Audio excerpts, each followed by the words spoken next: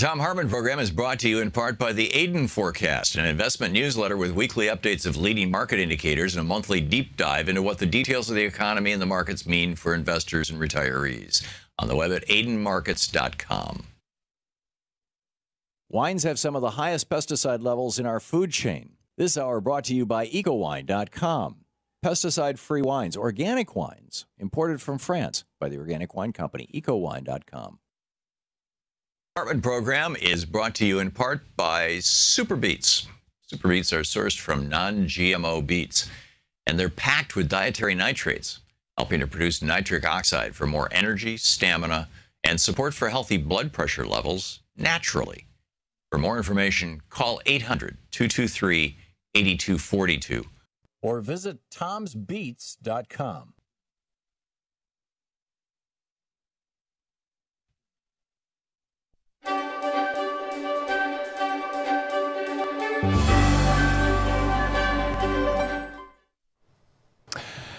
Today in the Thom Hartmann University Book Club, we're reading from Johann Hari's brand new book, Lost Connections, Uncovering the Real Causes of Depression and the Unexpected Solutions.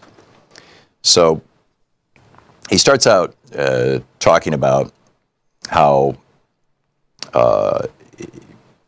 he had been on antidepressants for most of his life, from his teenage years into his 30s. And then he says, then when I was 31 years old, I found myself chemically naked for the first time in my adult life. For almost a decade, I had been ignoring my therapist's gentle reminders that I was still depressed despite my drugs. It was only after a crisis in my life, when I felt unequivocally terrible and couldn't shake it off, that I decided to listen to him. What I had been trying for so long wasn't, it seemed, working. And so when I flushed away my final packs of Paxil, I found these mysteries waiting for me, like children on a train platform waiting to be collected, trying to catch my eye. Why was I still depressed? Why were there so many people like me? And I realized there was a third mystery hanging over all of it. Could something other than bad brain chemistry have been causing depression and anxiety in me and in so many people all around me? If so, what could it be? Still, I put off looking into it. Once you settle into a story about your pain, you're extremely reluctant to challenge it. It was like a leash I had put on my distress to keep it under control. I feared that if I messed with the story I had lived with for so long, the pain would be like an unchained animal and would savage me. Over a period of several years, I fell into a pattern. I would begin to research these mysteries by reading scientific papers and talking to some of the scientists who wrote them. But I always backed away because what they said made me feel disoriented and more anxious than I had been at the start. I focused on the work for another book, Chasing the Scream, the first and last days of the war on drugs instead. It sounds ridiculous to say I found it easier to interview hitmen for the Mexican drug cartels than to look into what causes depression and anxiety. But messing with my story about my emotions, what I felt and why I felt it, seemed more dangerous to me than that. And then finally, I decided I couldn't ignore it any longer. So over a period of 3 years, I went on a journey of over 40,000 miles. I conducted more than 200 interviews across the world with some of the most important social scientists in the world, with people who had been through the depths of depression and anxiety, and with people who had recovered. I ended up in all sorts of places I couldn't have guessed at in the beginning. An Amish village in Indiana, a Berlin housing project rising up in rebellion, a Brazilian city that had banned advertising, a Baltimore laboratory taking people back through their traumas in a totally unexpected way. What I learned forced me to radically revise my story about myself, my story about the distress spreading like tar over our culture.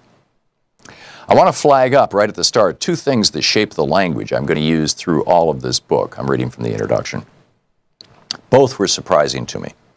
I was told by my doctor that I was suffering from both depression and acute anxiety. I had believed those were separate problems, and that is how they were discussed for the 13 years I received medical care for them. But I noticed something odd as I did my research. Everything that causes an increase in depression also causes an increase in anxiety, and the other way around. They rise and fall together. It seemed curious, and I began to understand it only when, in Canada, I sat down with Robert Kohlenberg, a professor of psychology. He too once thought that depression and anxiety were different things. But as he studied it for over 20 years now, He discovered, he says, that the data are indicating that they're not distinct. In practice, quote, the diagnoses, particularly depression and anxiety, overlap, end quote. Sometimes one part is more pronounced than the other. You might have panic attacks this month and be crying a lot next month. But the idea that they're separate in the way that, say, having pneumonia and having a broken leg are separate is not borne out by the evidence. Robert's side of the argument has been prevailing in the scientific debate recently. In the past few years, the National Institutes of Health, the main body funding medical research in the United States, has stopped funding studies that present depression and anxiety as different diagnoses. They want something more realistic that corresponds to the way people are in actual clinical practice, he explains. I started to see depression and anxiety as like cover versions of the same song by different bands.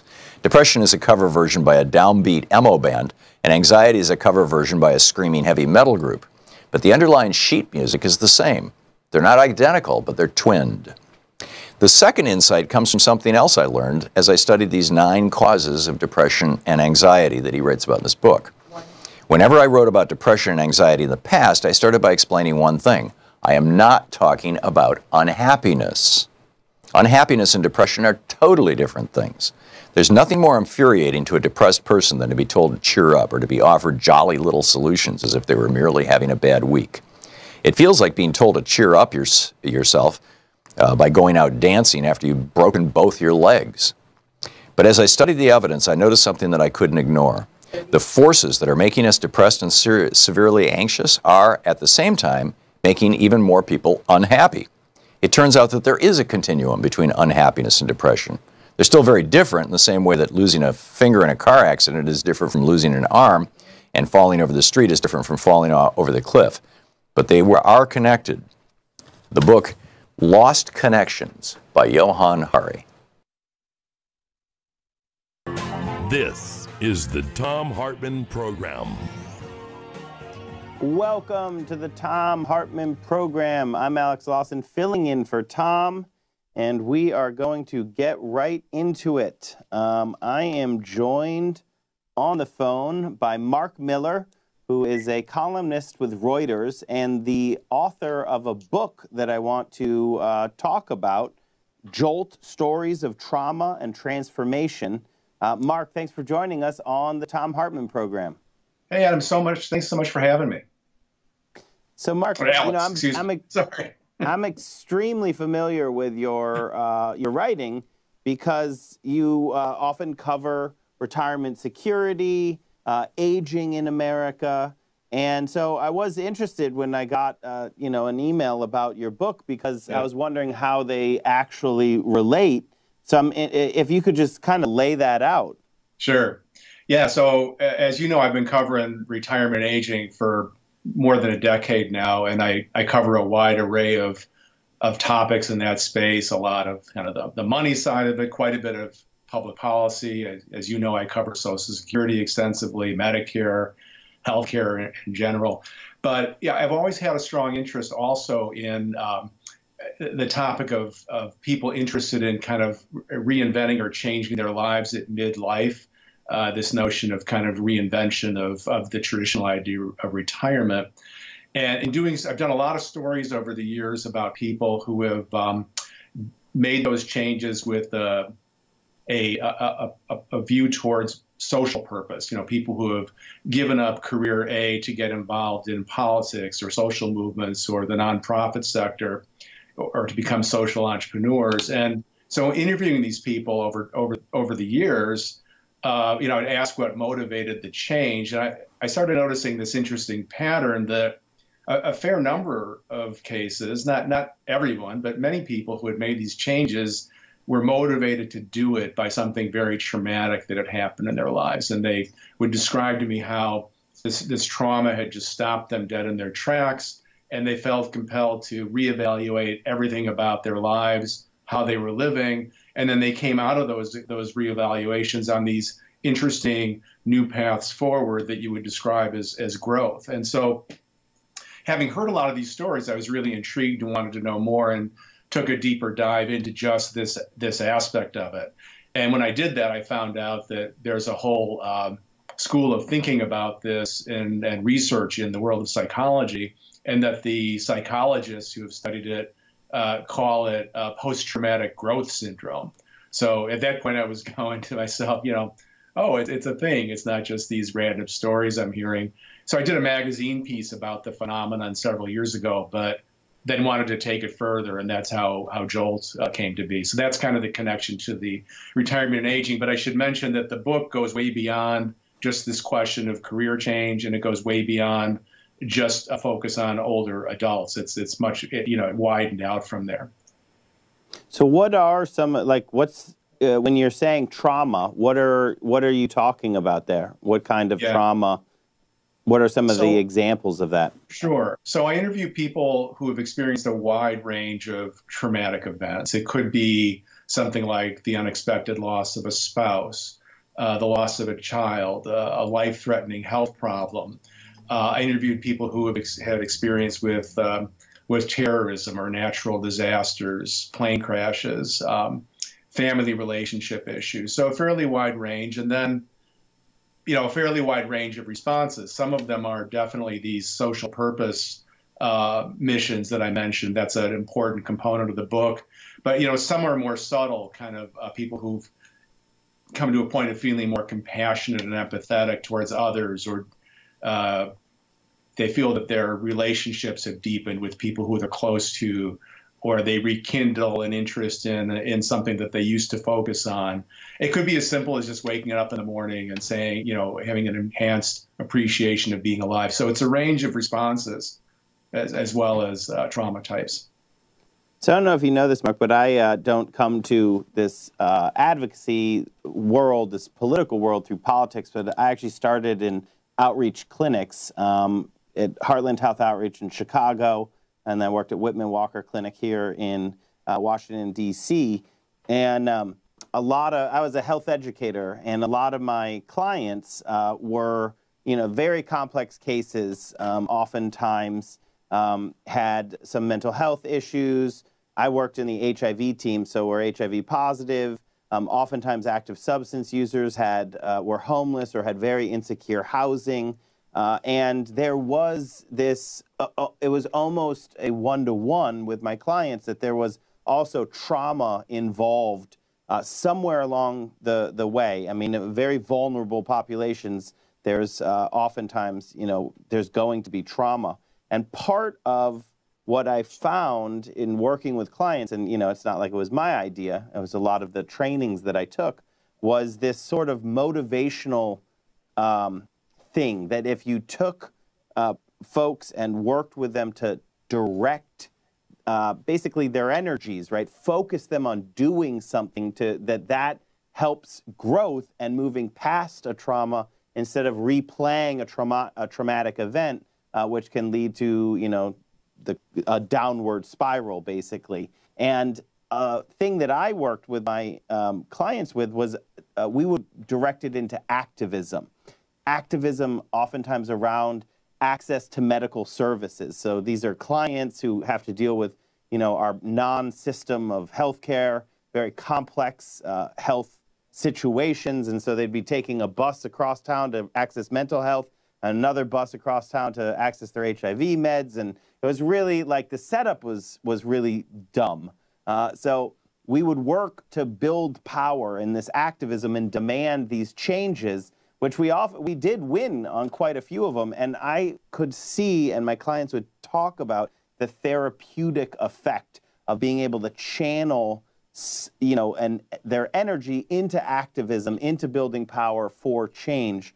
So a long setup to say, I've seen a similar thing with trauma that can lead to, pushing for change, and that being, in a way, therapeutic. And it makes me think of what we just saw, this massacre at Parkland. And then immediately you see these amazing students coming out and just demanding change and changing the entire way that our country has responded to these, unfortunately, like clockwork, regular massacres, spree shootings, et cetera. Is that similar to what you're talking about in Jolt? Yeah, those are really interesting comments you made from a number of perspectives. And, as you can imagine, I've been watching the Parkland story closely from the perspective of the book I've just published. And So, short answer, yes, I think it's related. I think one of the things that's so interesting to me with Parkland is that I think you have two really powerful things going on there. One is the enormity, the tragedy itself.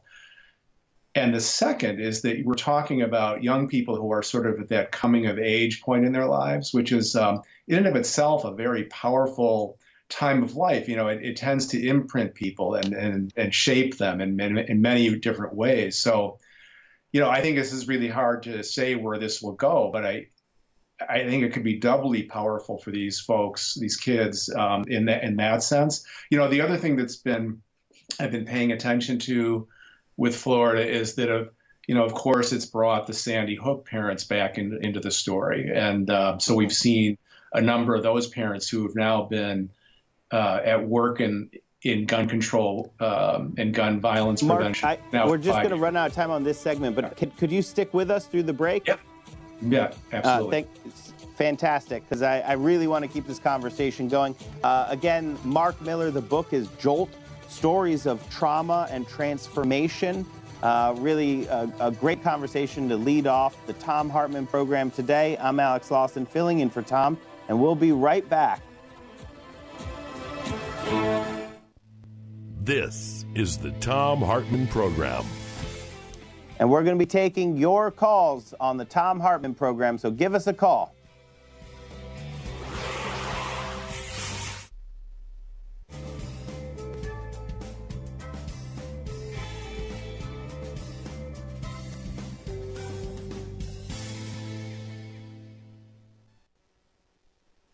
Welcome back to the Thom Hartmann Program. Still on the line, Mark Miller, author of Jolt, Stories of Trauma and Transformation. And Mark, we're going to just take a quick call here. This is about a 4-minute segment, and then we are going to go back into your book on the other side of this, if that's all right with you. That's great. So we're going to take a call from Michael in California. Michael, you're on the line with me and Mark Miller. How you doing, Mark? Nice meeting you. Hi, how are you? Thing is, actually, I was calling about the stance that President Trump is taking on this gun issue, and how much is basically I think is a farce. And I don't think we should let him get away with getting points for trying to stand up against what he called a NRA. He's never been our friend in the past on a whole bunch of issues, as we know. So the thing is, why are we going to sit now? We'll sit there and smile and giggle at him as Feinstein did, because he's talking about we need to do something. Well, what is he proposing? He's only proposing to have teachers that have guns, okay, and maybe raising the age limit. We need to get rid of these assault weapons. They are not needed, and we need. I'm calling to make sure people remember this.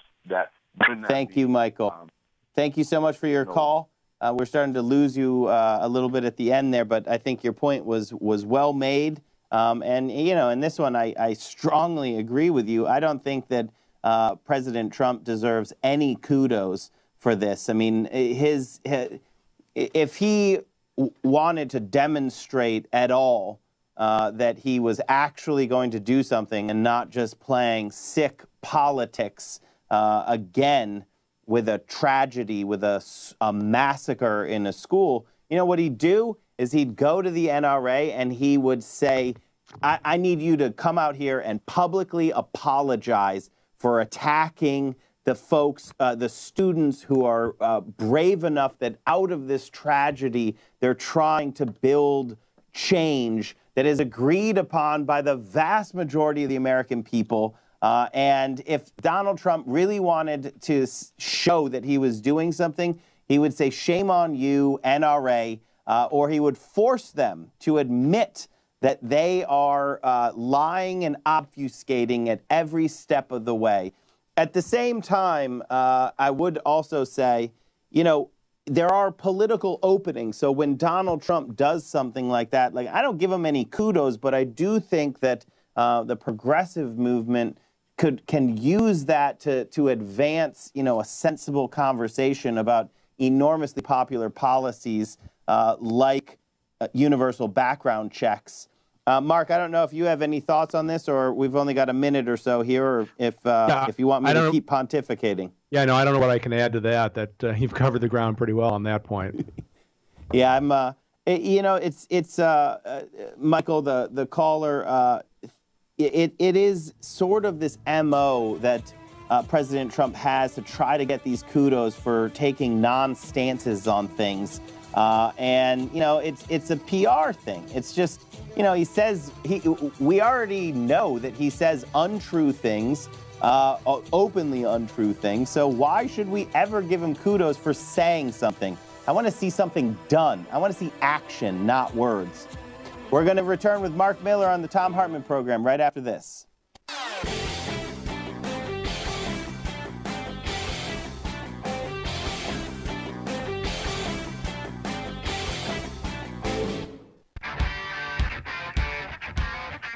Welcome back to the Thom Hartmann Program. Still with me on the phone, Mark Miller, author of Jolt, Stories of Trauma and Transformation. Mark, thanks for sticking with us through the break there. My pleasure. So just a recap of the question where I was, and I might just build on it a little bit. What I've noticed, this is just, as a paraprofessional, I'm not a mental health professional or anything of that nature, and I'm not trying to say or claim this. It's just what I saw working with people, is that when there was an avenue to direct their energy, it allowed, I don't have words for this, but it allowed sort of a forward motion instead of a circular replaying of traumatic events, basically. And so that forward motion, right, that like instead of reliving it or dwelling, but instead putting it into something that is going to move forward. Does that at all make sense the way I phrased it? That resonates for me. I think what I found in my research for the book is that there's this strong desire people have to put back together a sense of meaning in their lives, that traumatic events kind of blow up your sense of context about your life in many respects. And so there's a strong hunger to restore a sense of meaning, a sense of purpose. And so these kinds of missions that you're describing would fit that. The second thing that can be very valuable to people is the social aspect of this. So, it puts you into a social milieu in many respects. You're working with others towards something, and that's very reinforcing and healing. But one point that I always like to make about this and really emphasize is that in no way am I trying to say with this book that the message is that there should be some expectation of growth for people who suffer trauma. And I've had a number of conversations about this with the psychologists who treat people in clinical settings who have experienced trauma. And they are always very careful never to try to tell people that this is where they ought to head, because it can actually be, add to their suffering. What do you mean? I'm suffering from, this horrible thing to happen to me, and now you're telling me, gee, you ought to be growing. And what's the matter with me? I'm not growing. And so this is not something that happens in all cases. And, I am not trying to send out a message to people that, hey, this is the thing, that this is the solution necessarily. It's more reporting on the phenomenon, and it does occur, and it occurs with a reasonable amount of frequency. But I'm at pains in the book, I discuss this in depth, not to try to convey that there's something wrong with people who don't experience growth following trauma. I hope that makes sense. It does. And I mean, it goes into, if you think that you're going to be able to solve the complexities of life, or if anyone ever tells you, here's all you got to do, that's snake oil, right? Yeah. It's more of a description and a sharing of stories. This is from what I'm talking about, of what I've seen, Yes. and it sounds like that's what your book is also very much talking so. about, is sharing these stories. And if a person can grab it and learn from it something, find value in it, it can show a path forward. And I think, sorry, go ahead. Go ahead. Well, I was just going to interject that I think, one of the questions I get a lot you get this from like book agents and publishers when you're pitching books. It's like, well, who's the audience for your book? And I always would laugh because trauma is a universal human experience. We all experience it at one time or another in different ways. And so I think what's so interesting about the book, and the book is really narrative storytelling. It's journalistic in nature. It's not, it's not a book about psychology, although it's somewhat guided by the best research and clinical writing about this. But, I take off from there to tell stories. So hence the name of the book, Jolt: Stories of Trauma and Transformation. It really is emphasis on the stories. And so, I think there is a lot that people can take away from this. And, maybe even finding ways to, whatever traumatic things that are going on in your own life, how can I maybe find a way to focus in on that and leverage it, if you will, towards change. And so many of the people I interviewed talk about how they would not even want to trade back the traumatic experience if they could wave a magic wand and do it, because they so highly value the change that it's brought to their lives. And I think so many people have a hunger for change and finding more sense of meaning in their lives. And, there are many ways to get there beyond going through something very traumatic. But these traumatic stories, I think, offer a lot of insight into, how one way that change can occur in your life. Thom Hartmann's program here that we're on. Thom oftentimes he has a book club, and there's a lot of like synergy between this book and some of the things that Thom's talking about. So I do think that Thom's audience here are very well acquainted with this idea and pulling some knowledge from this idea and from the stories. I obviously come to a lot of things through this frame of like, then we can direct things into building power and activism to build on for policy change that, benefit the people over Wall Street, the greedy liars on Wall Street. But there's also just the great healingness. The human mind is actually amazingly powerful for good and for bad.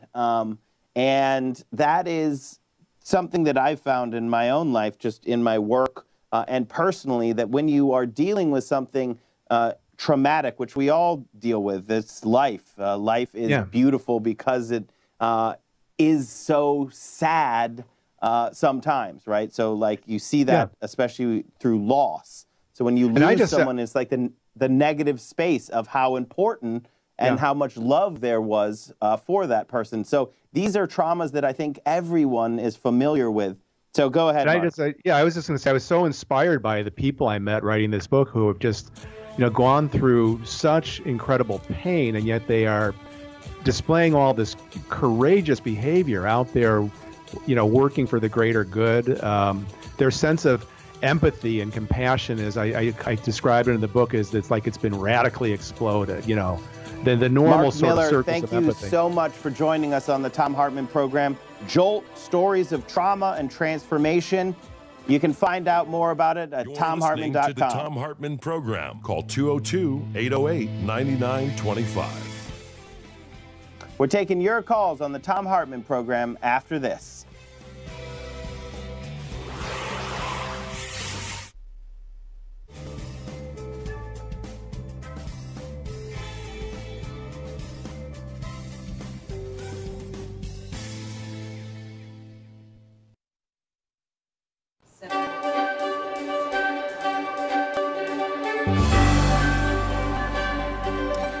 We're reading today from the American Revolution of 1800 by Dan Sisson. He wrote the book 40 years ago. Recently, I went through, Dan and I actually went through, I wrote a foreword and an afterword to it and did some substantial editing on the book. And it's something you need to read. This is from the introduction, which I wrote. It is rare when a book about our early republic is relevant 40 years after it was originally published. It is rarer still when that book provides insight into national problems we refuse to solve 2 centuries later. You are therefore holding in your hands or reading on your pad or computer one of the most important books you will ever encounter. Here is why. Unlike other histories of this era, this book is written from a revolutionary perspective, much like Jefferson's generation viewed the world. The American Revolution of 1800 was not just about an election. It was about the life and death struggle for power between democratic-republican principles and oligarchic plutocratic values based on corruption. In short, this book, by implication, is about the identical crisis America faces today. The author's unique analysis is based on the idea of faction controlling party and how both undermine constitutional government.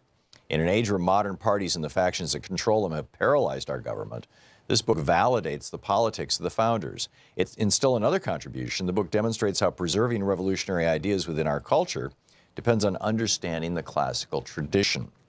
The ability to recognize a demagogue is rooted deeply in the role Caesar played in destroying the Republic of ancient Rome. That fear of a Caesar inspired Jefferson and others to organize citizens against the Federalists, thereby completely contradicting the political rules of their time. This book, above all, presents a profoundly positive view of Jefferson and his creativity in the midst of crisis. It celebrates his gift 24 years after he wrote the Declaration of Independence and proves he never abandoned his principles or his revolutionary vision for America's future. Ironically, it's become a cliche in political and economic circles that while we love Thomas Jefferson, we live in a country largely run by Alexander Hamilton's policies and John Adams's politics. This may have been more true of the roughly 200 years before the contemporary free trade era, beginning in the 1970s under Richard Nixon and exploding in the mid-1990s when Bill Clinton signed NAFTA. Alexander Hamilton must be rolling over in his grave. Nevertheless, we have become a mercantilist nation dominated by banks and big industries as Hamilton envisioned. It is true that there were huge differences between Hamilton and Jefferson, particularly in their visions for the future of America and its economy. And those divisions tend to dominate interpretations of our political discussion when we reference the era of our first few presidents. But a much larger and more dramatic battle of worldviews played out in the late 1790s between President John Adams and Vice President Thomas Jefferson, leading directly to what is arguably the most transformational presidential election in the history of the United States, the election of 1800. In other books and places, both Dan Sisson and I have written at some length about the differences between these two men and their respective visions of America. Adams relished throwing newspapers editors in prison and demanded that when he and his wife visited a town, the local militia come out to fire their cannons in salute of him and shout, "God save President Adams." Jefferson was so horrified by Adams's Alien and Sedition Acts that he left town the day they were signed into law, and as president often wore simple homespun garments.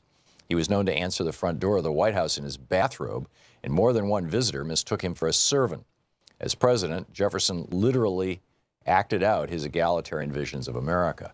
In my book, The Crash of 2016, The Plot to Destroy America and What We Can Do to Stop It, I describe Jefferson's concern over aristocracy in American politics.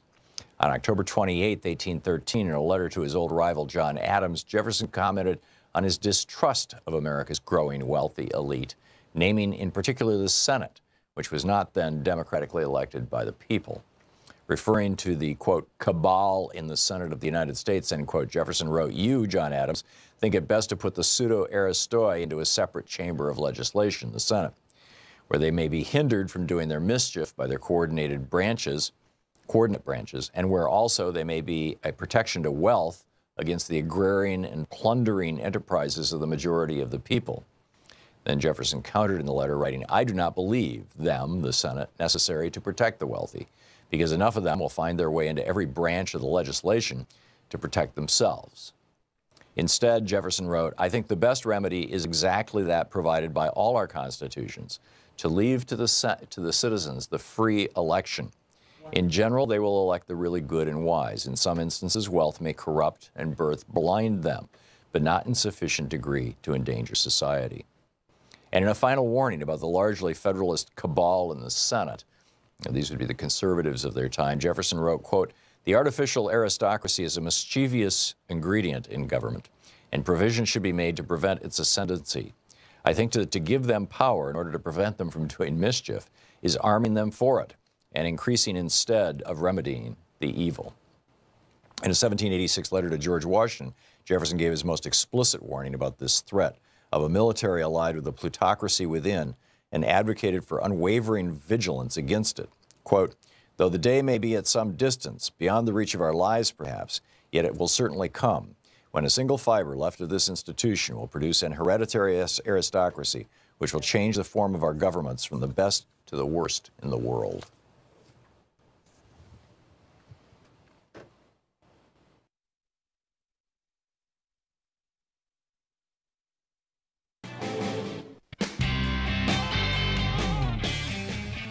Welcome back to the Thom Hartmann Program. I am Alex Lawson, filling in for Tom, and I'm joined in studio by Jasmine Jefferson, Legislative Director of Social Security Works. Jasmine, thanks for joining us on the Thom Hartmann Program. Thank you for having me. So we got a lot to talk about, but I think we could probably just kick off here with Trump's immoral blueprint, his budget, which recently came out, and what it basically says about the priorities of Donald Trump and the Republicans in Congress. So lay out a little bit. I spoke somewhat at length with Representative Pocan about this and Representative Ro Khanna, that, this is a deeply immoral document that Donald Trump has put out. Yeah, so I can start with the Trump budget was put out about 2 weeks ago now at this point, and I will focus a little bit about the view of seniors in this budget. It was definitely an attack on all Americans, but specifically related to seniors. It cut Social Security, Medicare, and Medicaid by over $1.8 trillion. That's trillion with a T. So we have a budget that Donald Trump has put out that is really as you said, it's a moral. It's something that it breaks all of his promises to seniors that he made during his campaign. He said very clearly several times while he was running for president that he wouldn't cut Social Security, he wasn't going to cut Medicare, he wouldn't cut Medicaid. But yet the Republicans seem to be doing things that are looking to dismantle these programs to make it harder for seniors who are already struggling to pay for things like housing and food and medicine.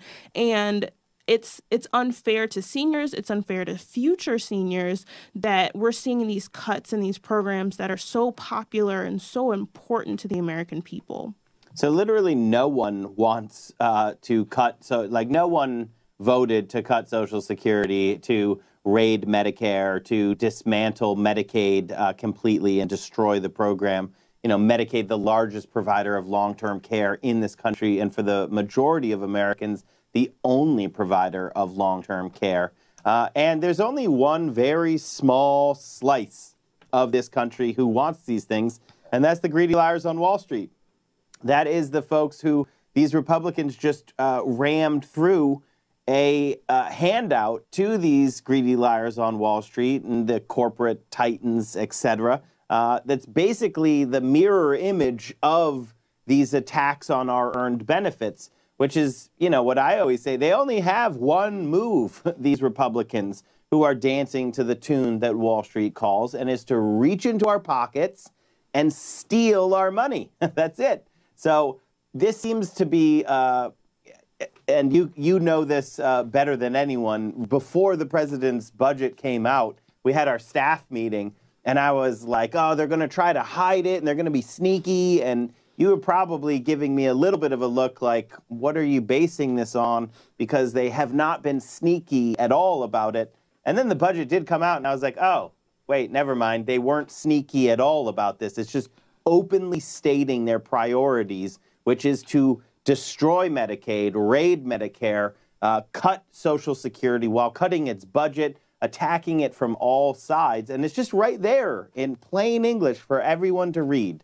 Yeah, it's completely clear what they're trying to do. We just saw that they were willing to do anything to pass their tax cuts for wealthy Americans. And they did this, and they plan to do that by cutting Social Security, Medicare, and Medicaid. They have to find a way to pay for these things, right? If they're gonna cut taxes for millionaires and billionaires, they have to pay for it, but they're doing it on the backs of seniors, on the backs of Americans with disabilities, on the backs of children, the most vulnerable groups in America. And that's just, it's cruel, it's immoral, as you used the word earlier. And then also, as you mentioned, it's not just the benefits, not just the monetary benefits we're talking about. It's also the administration of these programs. So SSA's budget, for example, was cut in this Trump budget. And that just shows you that they don't care even about the long lines that already exist in Social Security, in the Social Security offices, in a time where we should be expanding offices, making more field offices, hiring more workers, because more people are retiring than ever before. The Republicans, again, they think that they need to cut Social Security, and they're undermining our faith in the program. And that's just, as you said, cruel. It's immoral. We shouldn't stand for this. And we really need to push back against the congressional Republicans who could potentially take this Trump budget that's not legislation and turn it into something real and concrete and make it policy going forward into the FY 18 and 19 year. So, and the good news is that we're not going to sit back and take it, and we are fighting back. And, you know, we're fighting back at Social Security Works, tooth and nail. We make them fight over any millimeter that they try to take from us. And the tactic or our strategy there is, and it's also just wise policy, because this is what we need to do. But we can't just be on our back, on our heels all the time, on the back of our foot. We need to be leaning forward and going on the attack for the things that we want. Because when they're always attacking us, then we just defend. And then you have to win 100% of the time.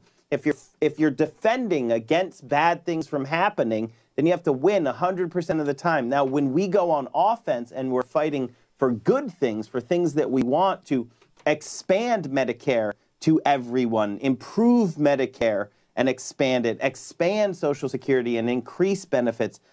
These are the things that the people want. We're fighting for them, and now they're on the defense. They're on their heels, and that is a strategy that, you know, we have seen to great effect. I feel like there's a little bit of that momentum going on. Mark Pocan was talking, Representative Mark Pocan from Wisconsin's 2nd, and the co-chair of the Congressional Progressive Caucus was talking about that. Are you seeing that as well on the Hill, that the left and the Democrats are kind of pushing forward?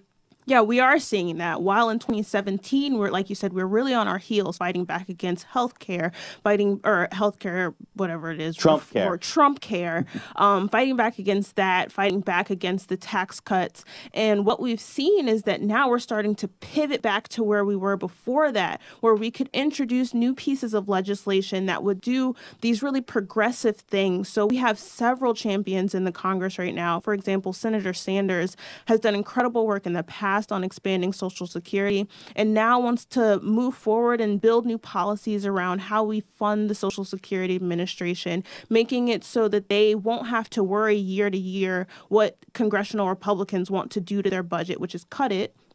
But they can move forward and have the funding that they need every year to make sure that we have the best services in the world. And then also in the House side, we've seen Representative Sanchez from California. She's always reintroduced her expanding Social Security bill. And so we've seen now that she wants to reintroduce that again. She has an opportunity to give us things that we can be passionate and rally around to make sure that our priorities are clear, so that the Republicans who want to cut Social Security, want to cut Medicare and Medicaid, they don't even have a chance to do that, because we're so ready to push forward with these new ideas to expand Social Security and not even think about cutting them. So in the last couple minutes here, I just want to pivot slightly to politics, because when you do, you have one side, the Republicans, they've written it down. So I don't know how much clearer they can be about what they want, right? They wrote it down.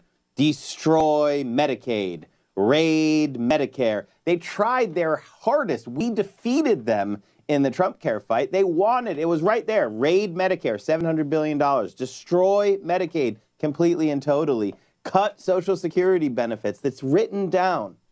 And on the other side, we have Democrats who, you know, are fighting to expand these programs. And I'm feeling more momentum in the Democratic Party towards the popular, these populist economic ideas, which are deeply popular, right? Expanding Medicare to everyone, expanding Social Security, lowering prescription drug prices. these are issues that they're running on now, that they're making a name on, and it really makes the choice clear, right? I mean, like, you have two, a lot of callers will call in and probably yell at me for this, but because I think it's really clear that you have two very different parties here. I'm not saying that the Democrats are perfect, far from it, but we need to keep pushing them towards ideas and policies that we believe in. But I do think that you have a pretty clear distinction between the two parties. What do you think about that basically coming into November and what that might mean in November? Oh, I think that's completely correct. If you just look at Randy Bryce versus Paul Ryan, you have two totally different candidates in Wisconsin, and it has to be clear that we can't sit back and allow Republicans or any candidate who says that they're going to do terrible things to these programs that we care about.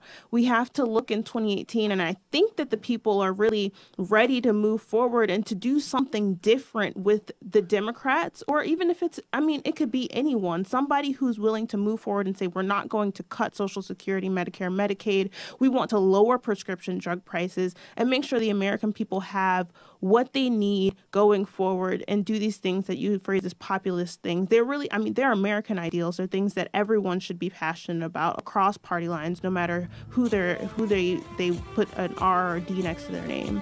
So. Jasmine Jefferson, Legislative Director of Social Security Works. We are so lucky to have you at Social Security Works, making sure that we're fighting every day for these ideas that the people stand by, and that's what we should judge everyone on, their ideas, their policies. What are they fighting for? Not just their words. We got more of the Thom Hartmann Program right after this. Listening to Thom Hartmann. Visit thomhartmann.com for audio and video archives. We're taking your calls on the Thom Hartmann Program right after this.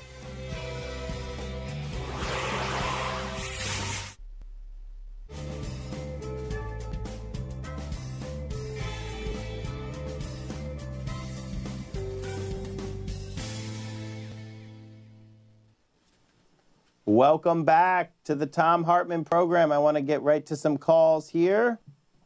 Jesse in Florida, you're on the line. Jesse. Hey, hi, Alex. Thanks for all. Hey, the question is capitalism compatible with democracy? That's a really good question, Jesse. I think you can take this a lot of different ways, because I think there's one thing that is absolutely true. The current system that we have right now, which some people call capitalism, is not at all compatible with democracy or rule by the people, because we're seeing this is a neo-feudal society that we're living in right now. You're seeing this tiny group of incredibly wealthy individuals accumulating all this wealth through an upward redistribution of wealth. And again, it's not like it's new. We've seen this before. You don't have to think that this is something new. I would say that this is absolutely not compatible with democracy. I would also say, and I'm not trying to defend capitalism here, all I'm saying is that the system that we have right now is also not capitalism. I mean, you look at just pharmaceutical industries, but you can do it across the board. Wall Street, basically any of these big industries, they're not making their money by buying and selling things. They're not actually building a better mousetrap. Generally, what they're doing is they're making enormous sums of money, taking a part of it and directing it towards Washington, D.C. to buy members of Congress, and then having those members of Congress put in place laws, policies that shovel money back to them. I mean, look at the oil industry as an example of this. The oil industry would be deeply unprofitable. It would have gone out of business a long time ago if it wasn't propped up by U.S. tax dollars, right? We know for a fact that if the oil industry, if these companies had to price in their externalities, that one oil spill the company's gone forever. But whatever the system that we have, hyper-capitalism, stupid capitalism, I don't have a good word for it, but I mean, it is socialism for the rich and the corporation, and then everyone else pays the bill, right? If just the oil companies had to actually be liable for the damages that they wrought, they would all be out of business. Solar is much more cost efficient than oil, but we give massive subsidies to oil. That's the kind of system that is not compatible with democracy, because it is putting too much power into the hands of too few people. But I also just philosophically think that rule by the people is a process that we are always walking towards, or we're not always walking towards it, but people who believe in it, we have never really truly been able to grasp it because we always have these powerful elites who don't want us to have any power. They spend all their money convincing us that we don't have power. So what we do need to do to give power, to remind people that we do have the power, is smash the current system to pieces and build one based on justice. That's the key here. We'll be right back after this. Thanks.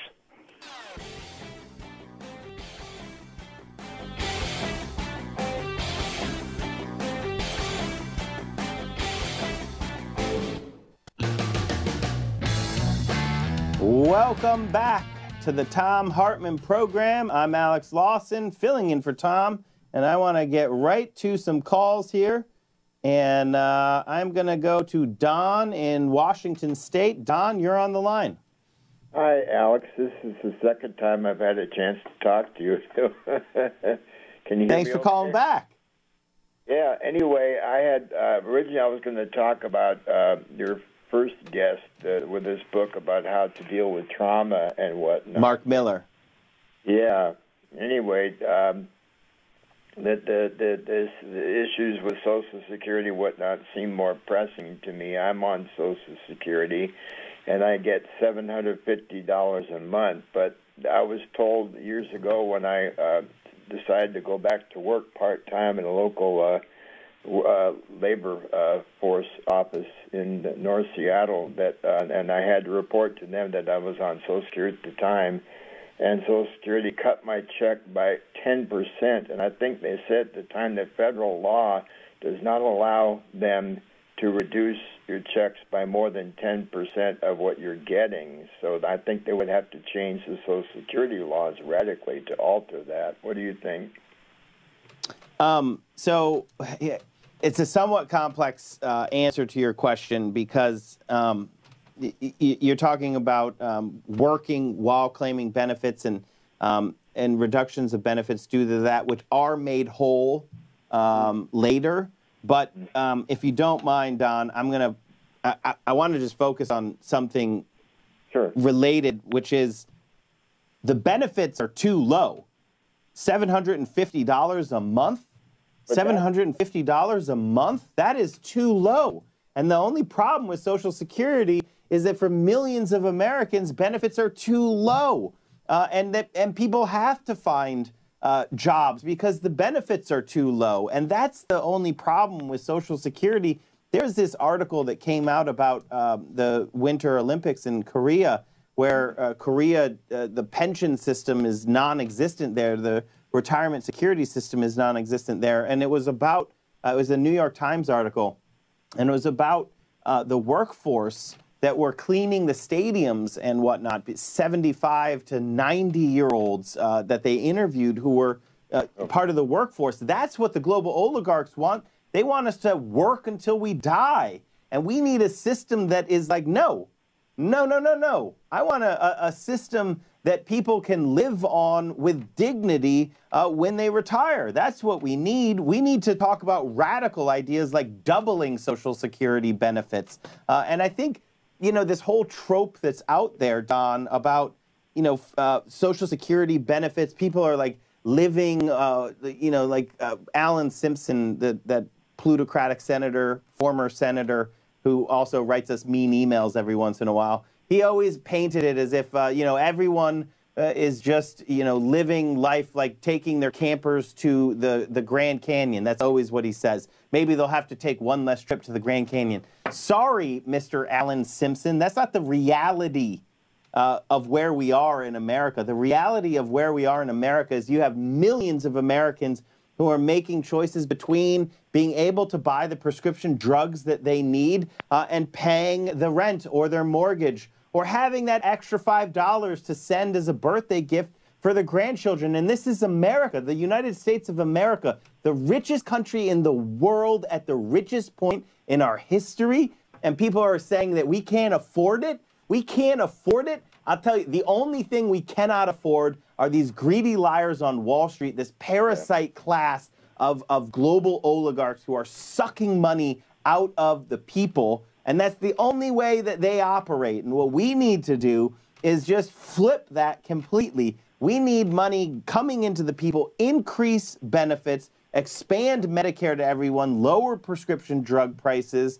I mean, Don, you asked a very specific question, and I kind of went on my rant. But thank you for sharing your story, because I want people to understand, Social Security is wonderful. It works. The problem with it is that benefits are too low, and that's the only thing that we need to be focused on when it comes to Social Security, is making sure that people, that they can retire with dignity. Final thought here, Don. I don't know if you're familiar with them, but Puget Sound Advocates for Retirement Action, PSARA, they're out in your area and do really great work if you wanted to check them out. Thank you. I'm going to go to Rick in West Virginia. Rick, you are on the line. Yeah, I kind of saw this coming. It doesn't take but a little bit of investigation to see what they're up to. And I also heard, a lot of people on Social Security without HUD, they wouldn't even have a roof over their head. Well, now they want to get rid of HUD. Fortunately, I don't have to worry about that. But what is it going to take to wake these people up? I'll tell you what it might take. Maybe you ought to start organizing, because where I'm at, I can't afford the internet because it costs me $60 a month because I live in rural West Virginia. And every time, like today, I was at a shop getting my truck inspected and whatnot, and there's some younger guy. Oh, Trump's doing a great job. And I looked at him. I said, here, let me give you some facts. And the time I got done talking to him, because he had grandparents, I think I give him something to think about. These Republicans, I know what they do. They get people to vote on emotional issues like guns and abortion and this and that. And I really believe these rascals are trying to turn this into a neo-fascist state. Every great empire, I'm a student of history, has risen and fallen, and we're not immune to that. And, we got a private army now. Thomas Jefferson never wanted that.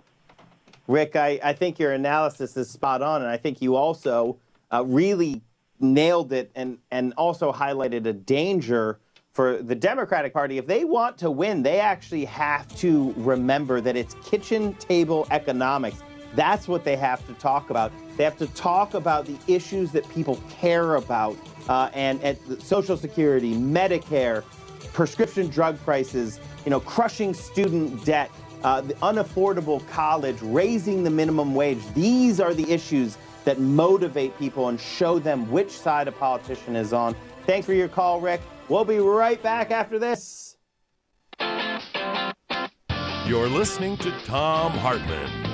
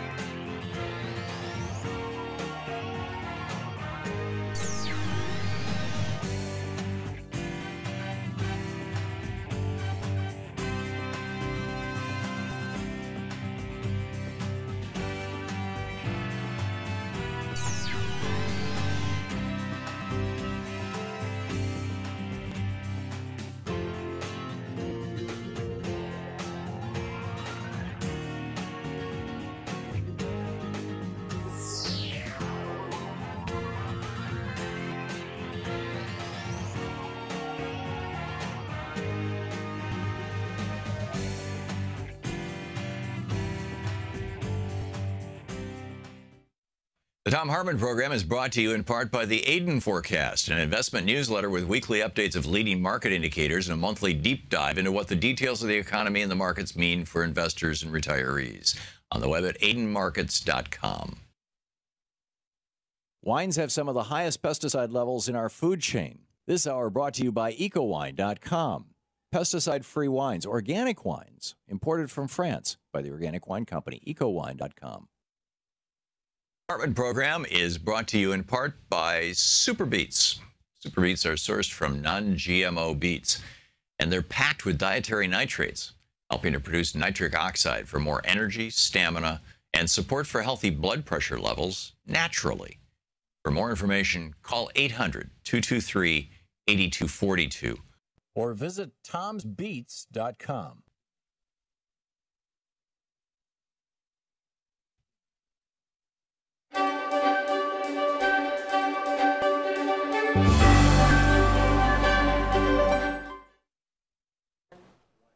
Welcome to the Thom Hartmann University Book Club. Today we're reading from my book, Unequal Protection, The Rise of Corporate Dominance and the Theft of Human Rights.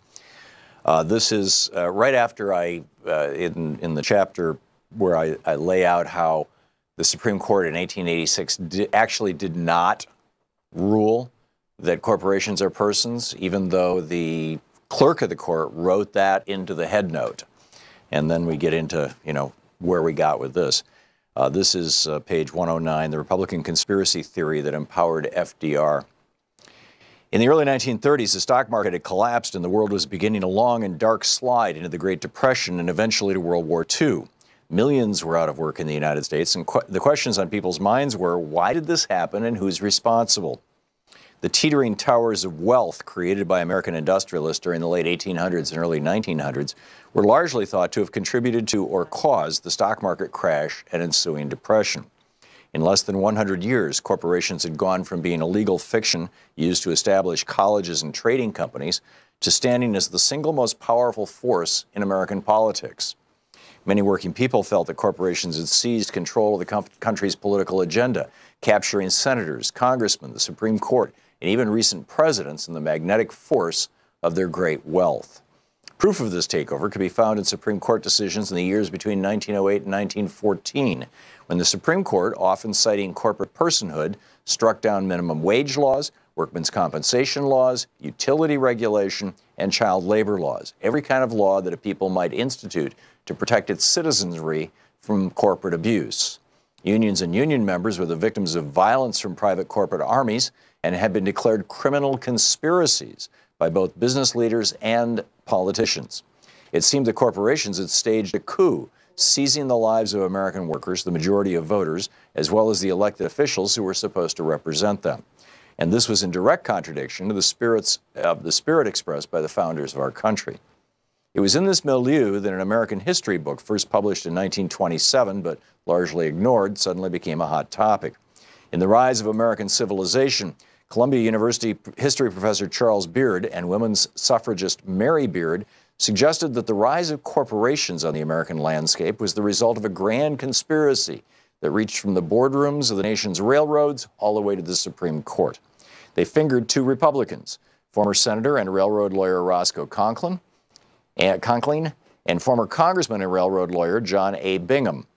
The theory, in short form, was that Conkling, when he was part of the Senate committee that wrote the 14th Amendment back in 1868, had intentionally inserted the word person instead of the correct legal phrase natural person to describe who would get the protections of that amendment. Bingham similarly worked in the House of Representatives to get the language passed. Once that time bomb was put into place, Conkling and Bingham left elective office to join in litigating on behalf of the railroads, with the goal of exploding their carefully worded amendment in the face of the Supreme Court.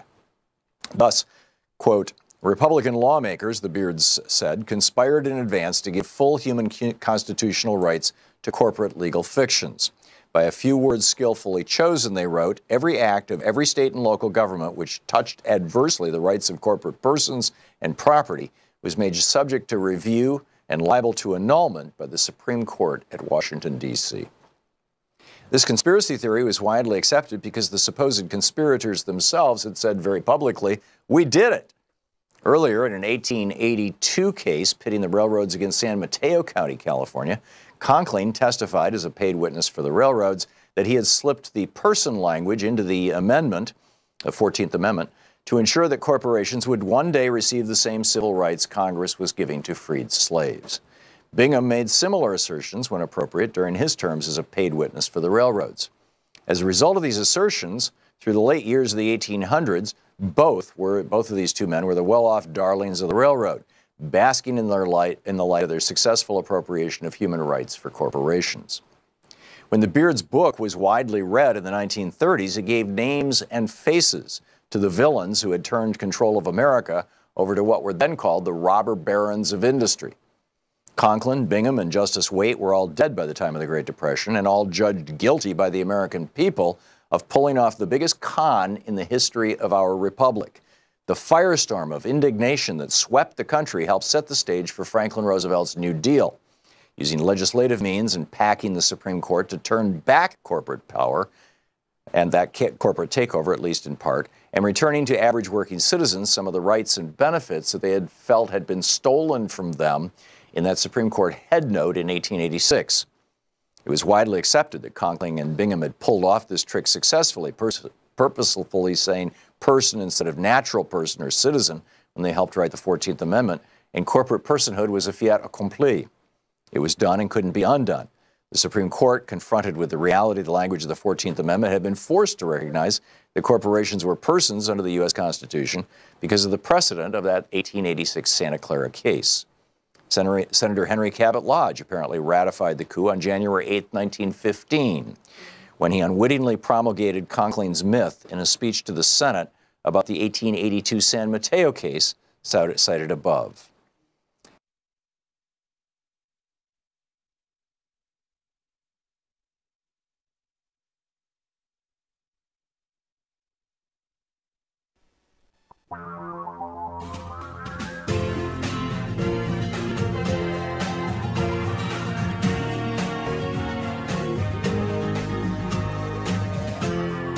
This is the Thom Hartmann Program.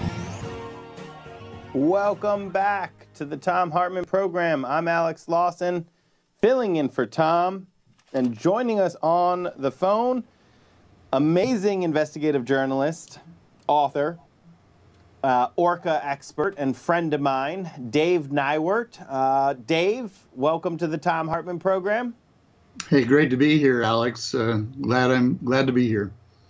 And I want to talk to you about your new book and just generally what you're talking about in it as well. But your new book is Alt America, The Rise of the Radical Right in the Age of Trump. This is something that you've been writing on. You've been following the basic right extremism for a long time. And, you know, whenever I have questions, as you know, about anything in this area, I always turn to you. So tell me about the book and how you see it. Well, actually, I wanted to be spending the last couple of years writing a book about humpback whales, but then Trump came along and kind of changed my plans.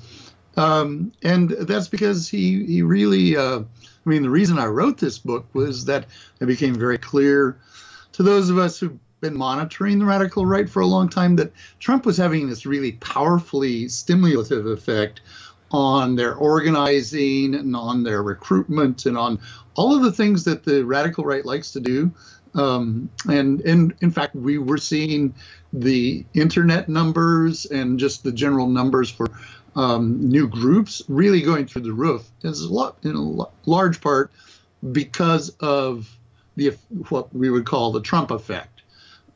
Trump himself didn't deliberately, at least overtly, seek out the assistance of these people.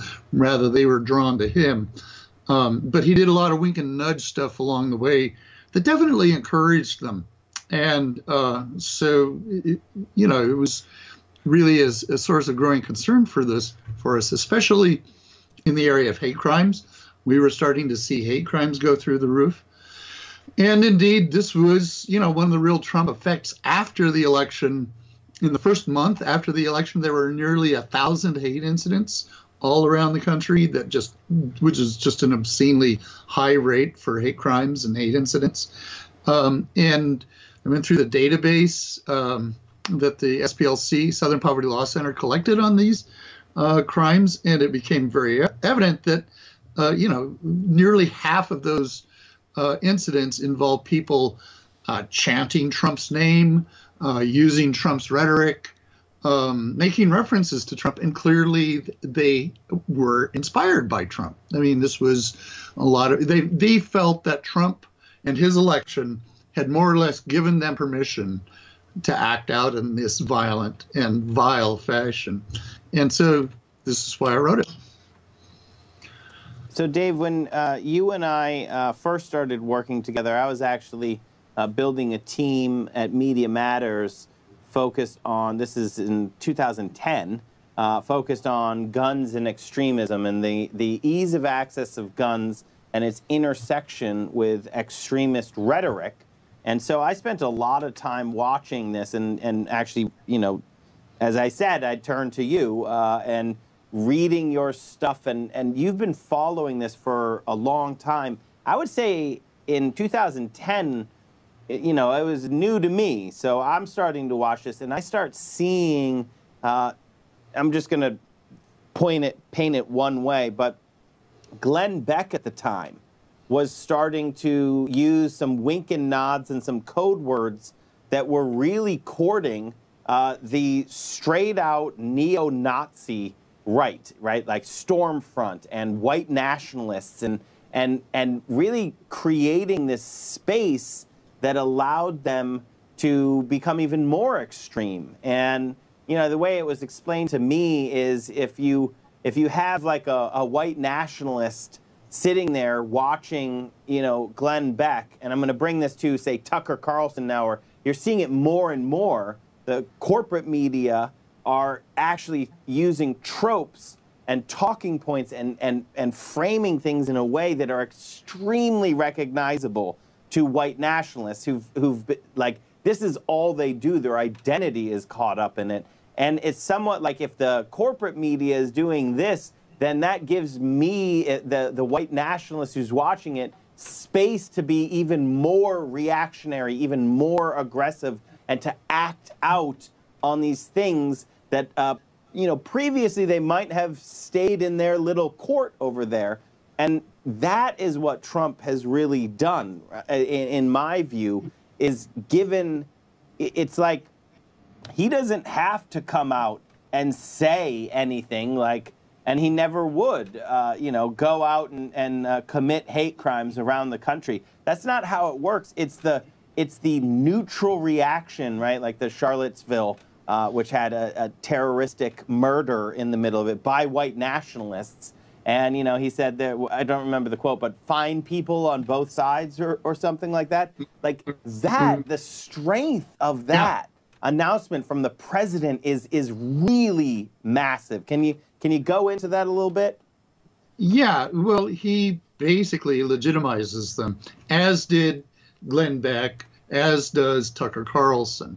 They're what they're doing. I mean, you have to understand that what they've done is create this epistemological bubble for themselves. I call it Alt America. It's this kind of alternative universe that they have spun together out of conspiracy theories and bizarre speculation, fake scandals that have been drummed up by the far right and by the mainstream right for years and years.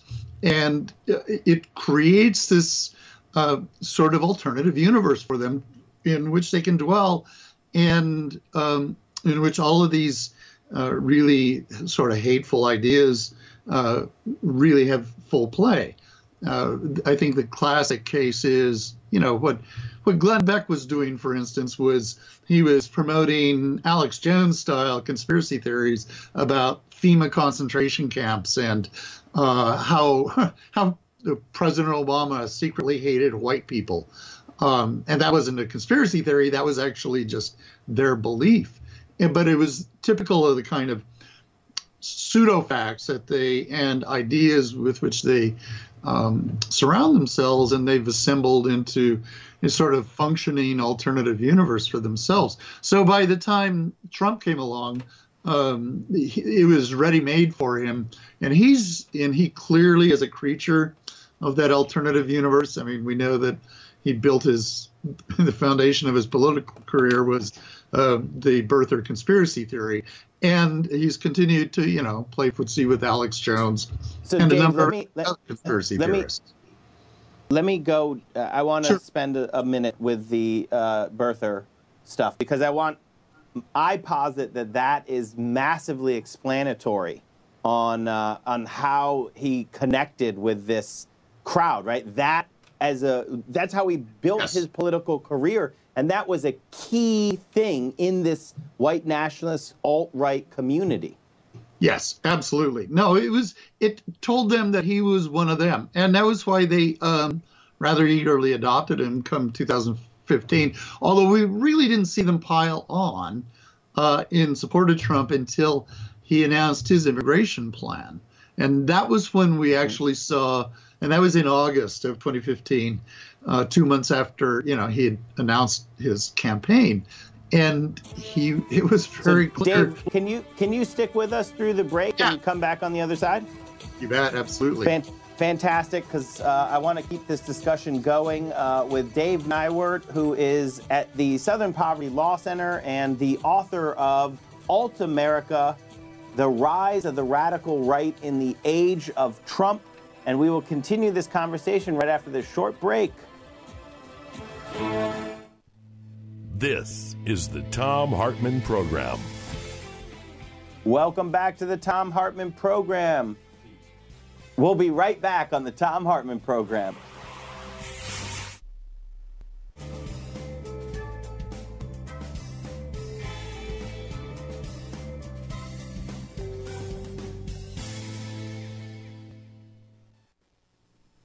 Welcome back to the Thom Hartmann Program. I am still on the line. With me is Dave Nywert.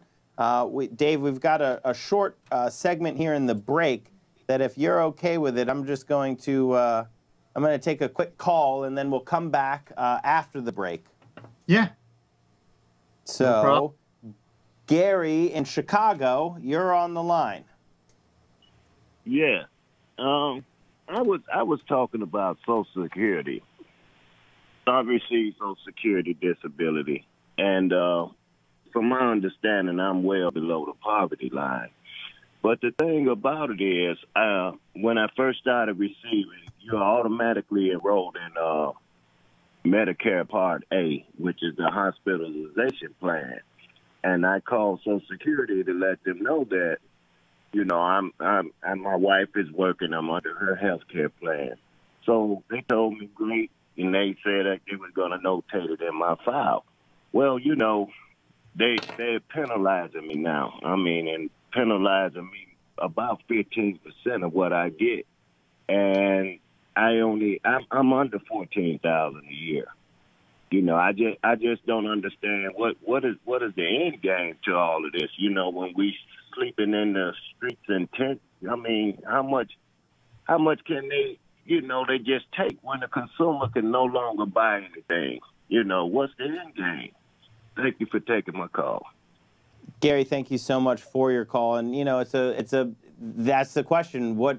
How much do they think people are going to take? I will say that without the specifics of your situation, it's difficult to answer specific questions. But generally, I would say this: if you haven't visited your local Social Security office, the field office, and gone in there and talked to a person in a Social Security field office, and because of the Republican attacks, there are lines, and once you even get in there, they sometimes try to get you to go over to a computer and just enter it all in there and not give you a person to talk to. And I'm saying, don't let them do that. Don't let them direct you to a computer. Say, no, I'd rather speak with a field agent.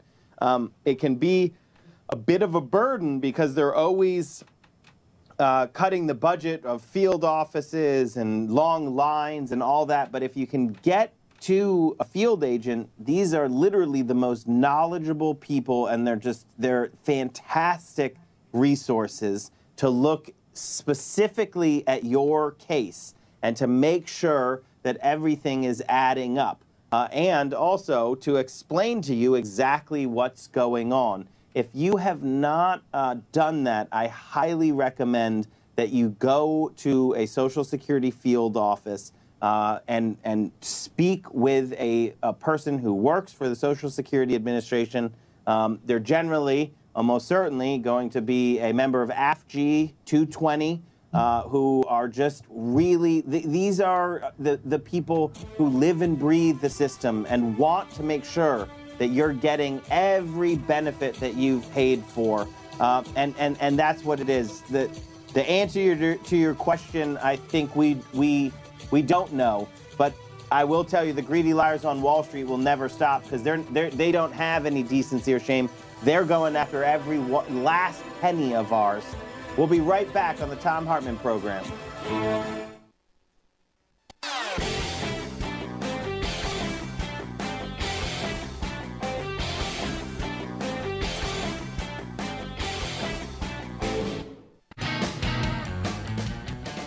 Welcome back to the Thom Hartmann Program. Still with me on the phone, my friend Dave Nywert, talking about some scary stuff, but it's so important to be able to understand the frame, the system that this is all happening in, Dave. That's why I really think everyone needs to go out, get your book, Alt America, The Rise of the Radical Right in the Age of Trump. Is it in libraries yet, Dave? Yes, it's in libraries. You can get it on Kindle as well. And yep. So buy the book, and if you can't buy the book, go to your library, find the book, read the book, understand the system that we're operating in right now. Before the break, Dave, we were just talking about sort of how the white nationalists understood that Trump's their guy, that is such a. I mean, just imagine this radical fringe who, have been banished from the organized right party, the Republicans, for, I don't know, maybe a generation. And then all of a sudden, the presidential candidate at the time and now president is actually seen as one of their guys. Tell me what that looks like in your research. Well, what it looks like, actually, is that mostly it's online, that we're seeing a lot of it, at least as far as the alt-right goes, and which really represents this new wave of radical right organizing activity. And it's definitely the most sort of threatening aspect of this, because the alt-right represents the potential radicalization of an entire generation of young white males in the United States. And I can't downplay the significance of that enough. Now, that's not the only component of the radical right. I also describe a great deal the Patriot Militia movement, which is actually, I know people think that it's like to relegate it to just a fringe, but the reality is that if you go out to rural America today, Patriot Militia constitutionalist beliefs are the default belief system in most of rural America today. People believe that the federal government doesn't have the right to own public land. They believe that the sheriff is really the highest law of the land. They believe all of this garbage that's been floating up and was actually part of the original Alt America epistemological bubble, dating back to the 90s. And it's, as I say, it's fueled by conspiracy theories and these bogus far-right constitutionalist theories. So I don't want to, I don't know if you agree with this or not, but I think that Godwin's law actually started hurting us pretty strongly in the rise of Trumpism, because as soon as you started drawing parallels to the rise of Nazism in Germany, people would be like, oh, Godwin's law, you're not allowed to talk about that. And you're like, well, I'm not saying that they are the Nazi party. I'm looking at the history of extremism, and the Nazis are a pretty important thing to look at when you look at the history of extremism. So I don't know if you agree with that or not. And yeah, Godwin's law made zero sense to someone like me who has been going out to, I've been going to these Aryan nations gatherings since the late 70s, right? And these are real fascists, folks. They're not fake fascists. They're not, Jonah Goldberg's concoction, liberal fascists, nor Dinesh D'Souza's. Okay, these are the real thing.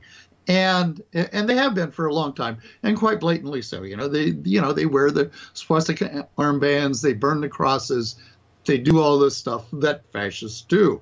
And that's the thing about it, is that there has been a lot of detritus thrown on top of the whole concept of fascism. But yeah, it was so, well, Alex, I was a very early adopter in the blogging system. I was my blog Sinus started up in January 2003, and I did everything totally wrong according to the conventional wisdom of blogging at the time. Instead of running short, little one-graph blog posts, I was running these long essays explaining what fascism actually is to people, because there's a lot of misconceptions about the nature of fascism. And so I was talking about that. And yes, I was talking about how we can see all these sort of fascist threads running into our current politics. And it's not a surprise, because the reality is, if you look at the history of fascism, fascism itself had all of these American components built into its system, into its belief system, even back in the 1920s in Europe. Hitler got the idea for the Holocaust and Lebensraum from the American the white American treatment of Native Americans. He got the idea for the Nuremberg laws from Jim Crow. He got the idea for the brown shirts from the Ku Klux Klan. I mean, these were things that all started in the United States, and they're definitely fascist threads. They've always been here in our fabric. And we have, we've rather arrogantly believed that, well, it can't happen here. Well, guess what, folks? It very much can, and we need to be ready to handle it, because, that's really the bottom line here, Alex, is that these movements are profoundly anti-democratic. Their drive is to replace democratic institutions with an authoritarian system, right-wing authoritarianism, and clearly Trump fits into the classic mold of a right-wing authoritarian leader. So and that's the underlying trend.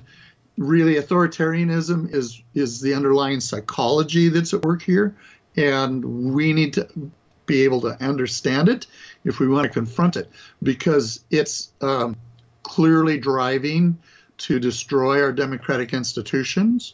I think Americans have really kind of come to take their democracy for granted over the last 40, 50 years. And Dave Nywert, I want to say that the way to understand it is to go out and get your book, Alt America, The Rise of the Radical Right in the Age of Trump. Dave Nywert, thank you so much for joining us here on the Thom Hartmann Program.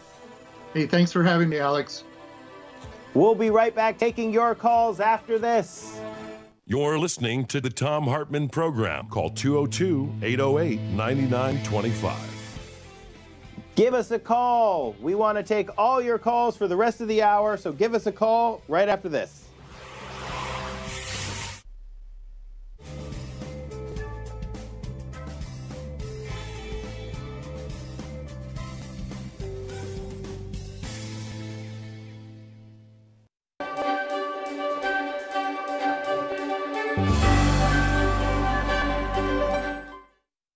Today we're reading from Requiem for the American Dream, The 10 Principles of Concentration of Wealth and Power by Noam Chomsky. Brand new book. From the preface, a note on the American dream. During the Great Depression, which I'm old enough to remember, it was bad, much worse objectively than today. But there was a sense that we'll get out of this somehow, an expectation that things are going to get better. Maybe we don't have jobs today, but they'll be coming back tomorrow and we can work together for a brighter future. This was a time of a lot of political radicalism that would hopefully lead to a different future, one with more justice, equality, and freedom, breaking down repressive class structures, and so on. There was just a general sense that this will work out somehow. Most of my family, for instance, were unemployed working class. The rise of the union movement itself was a reflection of and a source of optimism and hopefulness, and that's missing today. Today, there's a general feeling that nothing's coming back. It's over. The American dream, like most dreams, has large elements of myth to it. Part of the 19th century dream was the Horatio Alger story. We're dirt poor, but we're going to work hard and we'll find a way out of it, which was true to an extent. Take my father, who came in 1913 from a very poor village in Eastern Europe. He was able to get a job in a sweatshop in Baltimore and gradually work himself up to the point where he could go to college, get a degree, and finally even a PhD. He ended up living what's called a middle-class lifestyle. A lot of people could do that. It was possible for immigrants from Europe in the early days to achieve a level of wealth, privilege, freedom, and independence that wouldn't have been imaginable in their countries of origin. But now we simply know that that's not true anymore. Social mobility, in fact, is lower here than it is in Europe. But the dream persists, fostered by propaganda. You hear it in every political speech. Vote for me, you'll get the dream back. They all reiterate it in similar words. You even hear it from people who are destroying the dream, whether they know it or not. But the dream has to be sustained. Otherwise, how are you going to get people in the richest, most powerful country in world history with extraordinary advantages to face the reality that they see around them? Inequality is really unprecedented. If you look at total inequality now, it's like the worst periods of American history. But if you refine it more closely, the inequality comes from the extreme wealth in a tiny sector of the population, a fraction of the 1%. There were periods like the Gilded Age in the 1890s and the Roaring '20s and so on, when a situation developed rather similar to this. But the current period is extreme. Because if you look at the wealth distribution, the inequality comes mostly from super wealthy. Literally, the top 0.1% are just super wealthy. This is the result of over 30 years of a shift in social and economic policy. If you check, you find that over the course of these years, the government policy has been modified completely against the will of the population to provide enormous benefits to the very rich. And for most of the population, the majority, real incomes have almost stagnated for over 30 years. The middle class, in that sense, that unique American sense, is under severe attack. A significant part of the American dream is class mobility. You're born poor, you work hard, you get rich. The idea that it's possible for everyone to get a decent job, buy a home, get a car before their children go to school, and have their children go to school, it's all collapsed. Take a look at American society. Imagine yourself looking down from Mars. What do you see? In the United States, there are professed values like democracy. In a democracy, public opinion is going to have some influence on policy, and then the government carries out actions determined by the population. That's what democracy means. It's important to understand that privileged and powerful sectors have never liked democracy, and for very good reasons. Democracy puts power into the hands of the general population and takes it away from the privileged and powerful. It's a principle of concentration of wealth and power. Concentration of wealth yields concentration of power, particularly so as the cost of elections skyrockets, which forces the political parties even more deeply into the pockets of major corporations. This political power quickly translates into legislation that then increases the concentration of wealth. So fiscal policy, like tax policy, deregulation, rules of corporate governance, and a whole variety of measures, political measures designed to increase the concentration of wealth and power, yields more political power to do the same thing. And that's what we've been seeing. So we have this kind of vicious cycle in progress. I mean, the wealthy always did have an inordinate amount of control over policy. Actually, that goes back centuries. It's so traditional that it was described by Adam Smith in 1776. You read the famous Wealth of Nations. He says in England, quote, "The principal architects of policy are the people who own the society." In his day, in Adam Smith's day, merchants and manufacturers. And they make sure that their own interests are very well cared for, however grievous the impact on the people of England or others. Now, it's not merchants and manufacturers, it's financial institutions and multinational corporations. The people who Adam Smith called the masters of mankind, and they're following the vile maxim, all for ourselves and nothing for anyone else. They're just going to pursue policies that benefit them and harm everyone else. Well, that's a pretty general maxim of politics that's been studied closely in the United States. Those are the policies that have increasingly been followed. And in the absence of a general popular reaction, that's pretty much what you'd expect. Then we get into principle number 1, reduce democracy. And, he goes through his 10 principles. The book, Requiem for the American Dream.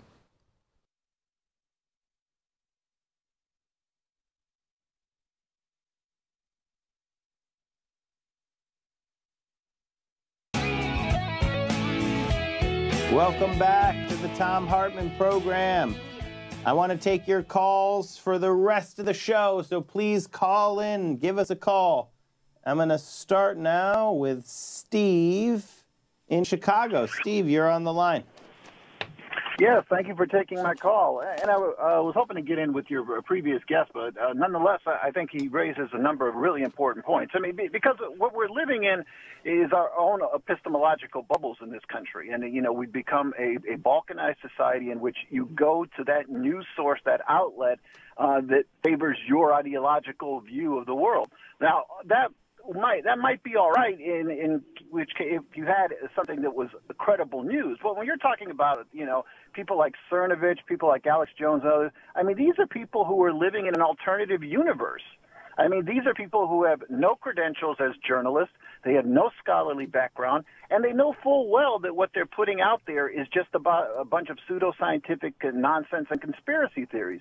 Yet to a whole swath of Americans, this is something akin to what they got from Walter Cronkite 40 years ago, or what they read in the New York Times. This is not an alternative to the New York Times. The New York Times doesn't always get it right, but at least there's a real good faith effort to do basic fact checking when it comes to reporting certain things. And yet, these kinds of outlets, you're going to see this sort of thing parroted over and over again, which is part of how Donald Trump got elected in 2016.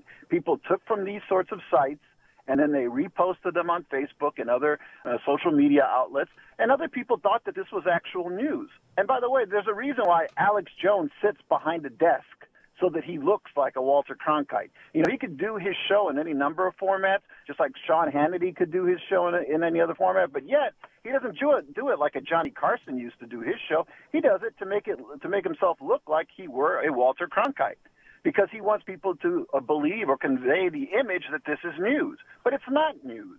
It's nonsense with a political agenda being funded by a specific interest in this country. And so, Steve, I think that's a really good point, and I think when you're laying it out like this, everything you've said is right, and I think it's important to diagnose all of that. I just wanted to jump in to just say one thing, because it is not also like we've never been here before. So we have seen this before. In point of fact, the beginning of the newsprint era, before World War I, you had in cities, you had dozens and dozens of competing newspapers. In the Weimar Republic of Germany, you had dozens and dozens of competing newspapers, and they all had their political bent, their big business backer, and what happened. It's not an easy answer, but it's the truth and a respect for the truth being an objective thing, and that is where. So it's like all I'm saying is it's a retrograde motion that we are in, and some of it is new platforms, new distribution platforms. But if people of good faith actually fight back and highlight the truth, and again, I'm not saying the truth is the corporate media, because we know that's not true. And so in many respects, the breaking of their stranglehold on the news is a good thing, because the corporate media are pushing the corporate line. But unfortunately, as the corporate media has kind of lost their stranglehold on things, you do have these nefarious and corrosive, things like Alex Jones and the alt-right crew bubble up and fill in some of these gaps. And we just, as a society and as a movement, have to figure out how we can highlight truth tellers and have a media revolution so that we can push aside both the corporate media's line and this alt-right media that you're talking about. What do you think, Steve? And it's important to note that, for the Alex Jones of the world, for the Fox News of the world, they frame the mainstream media, which is the corporate media, as being the liberal media. So in other words, there is no basically the left is the mainstream media, and they completely ignore the actual progressive media. So exactly, Steve. Steve, I want to get to some other callers who want to talk about similar topics. So thank you so much for giving us a call here on the Thom Hartmann Program. I'm going to go to Andrew in Missouri. Andrew, you're on the line. Andrew, are you there? I'm going to go to Judy in Georgia. Andrew, if you're listening, give us a call back. Judy, you're on the line. Hi, Alex. How are you? Good. How are you? I'm good, but I have a concern. So I recently moved to Georgia. I used to live in Illinois, a nice blue state. And since this whole gun debate has happened, well, actually yesterday, the lieutenant governor of Georgia decided that he wanted the governor to sign a bill or something to tax Delta, take away their tax cuts, because they're the largest employer here, because Delta took away the discount for NRA members. Now, is that even legal? Like, it sounds like fascism to me. I don't understand. So, Judy,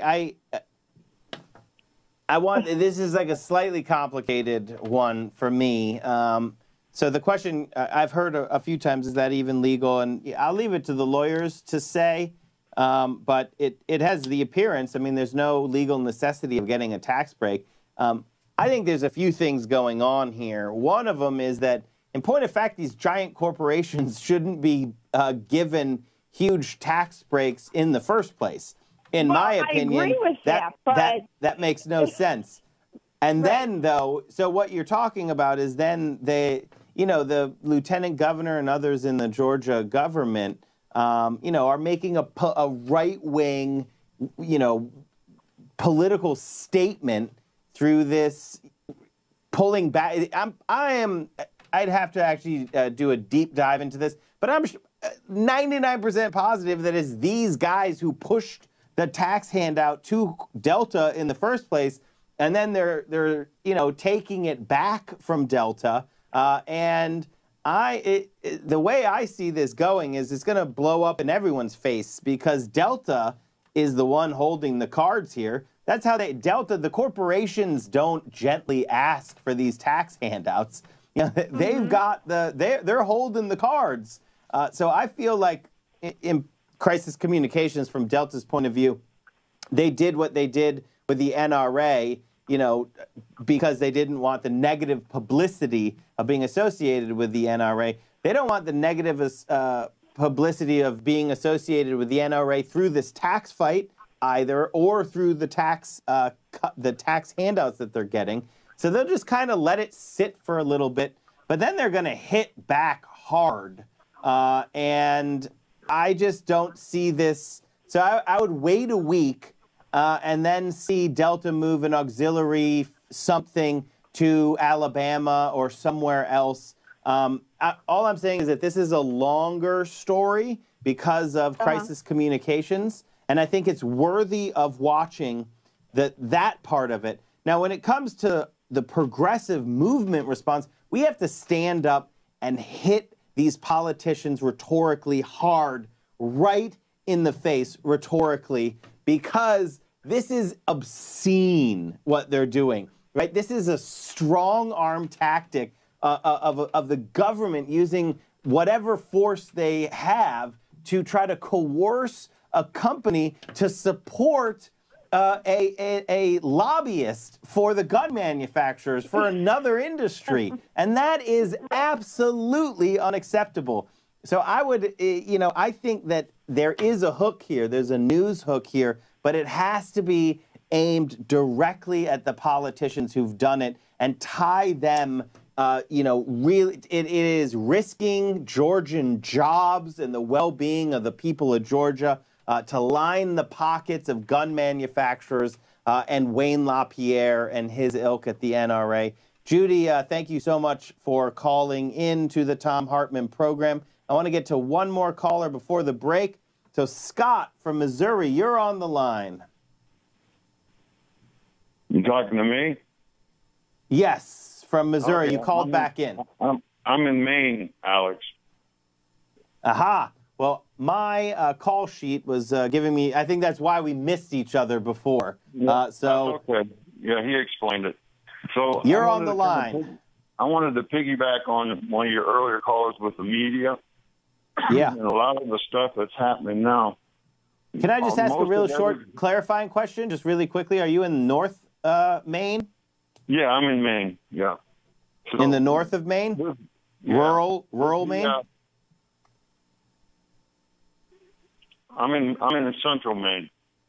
Nice. Okay. I just so it has a meaning of like what kind of media you're getting through my knowledge of Maine. What I was talking about was the reason people go to these alternative sites is because of back in 2012, the NDAA that Obama put in, it literally gave the government permission to propagandize the American citizens. And nobody knows about that. And I just wish your viewers would look that up. It's a horrible law, you know. You still there? Scott, thank you so much for calling. We're running out of time. We're running right into this break. And after this break, I'm going to do Talk Media News. But then I'm going to take your calls. So everyone on the line, I'm taking your calls for the rest of the show. But we will be right back with Talk Media News after this. You're listening to Thom Hartmann. Visit thomhartmann.com for audio and video archives. Taking your calls on the Thom Hartmann program right after this.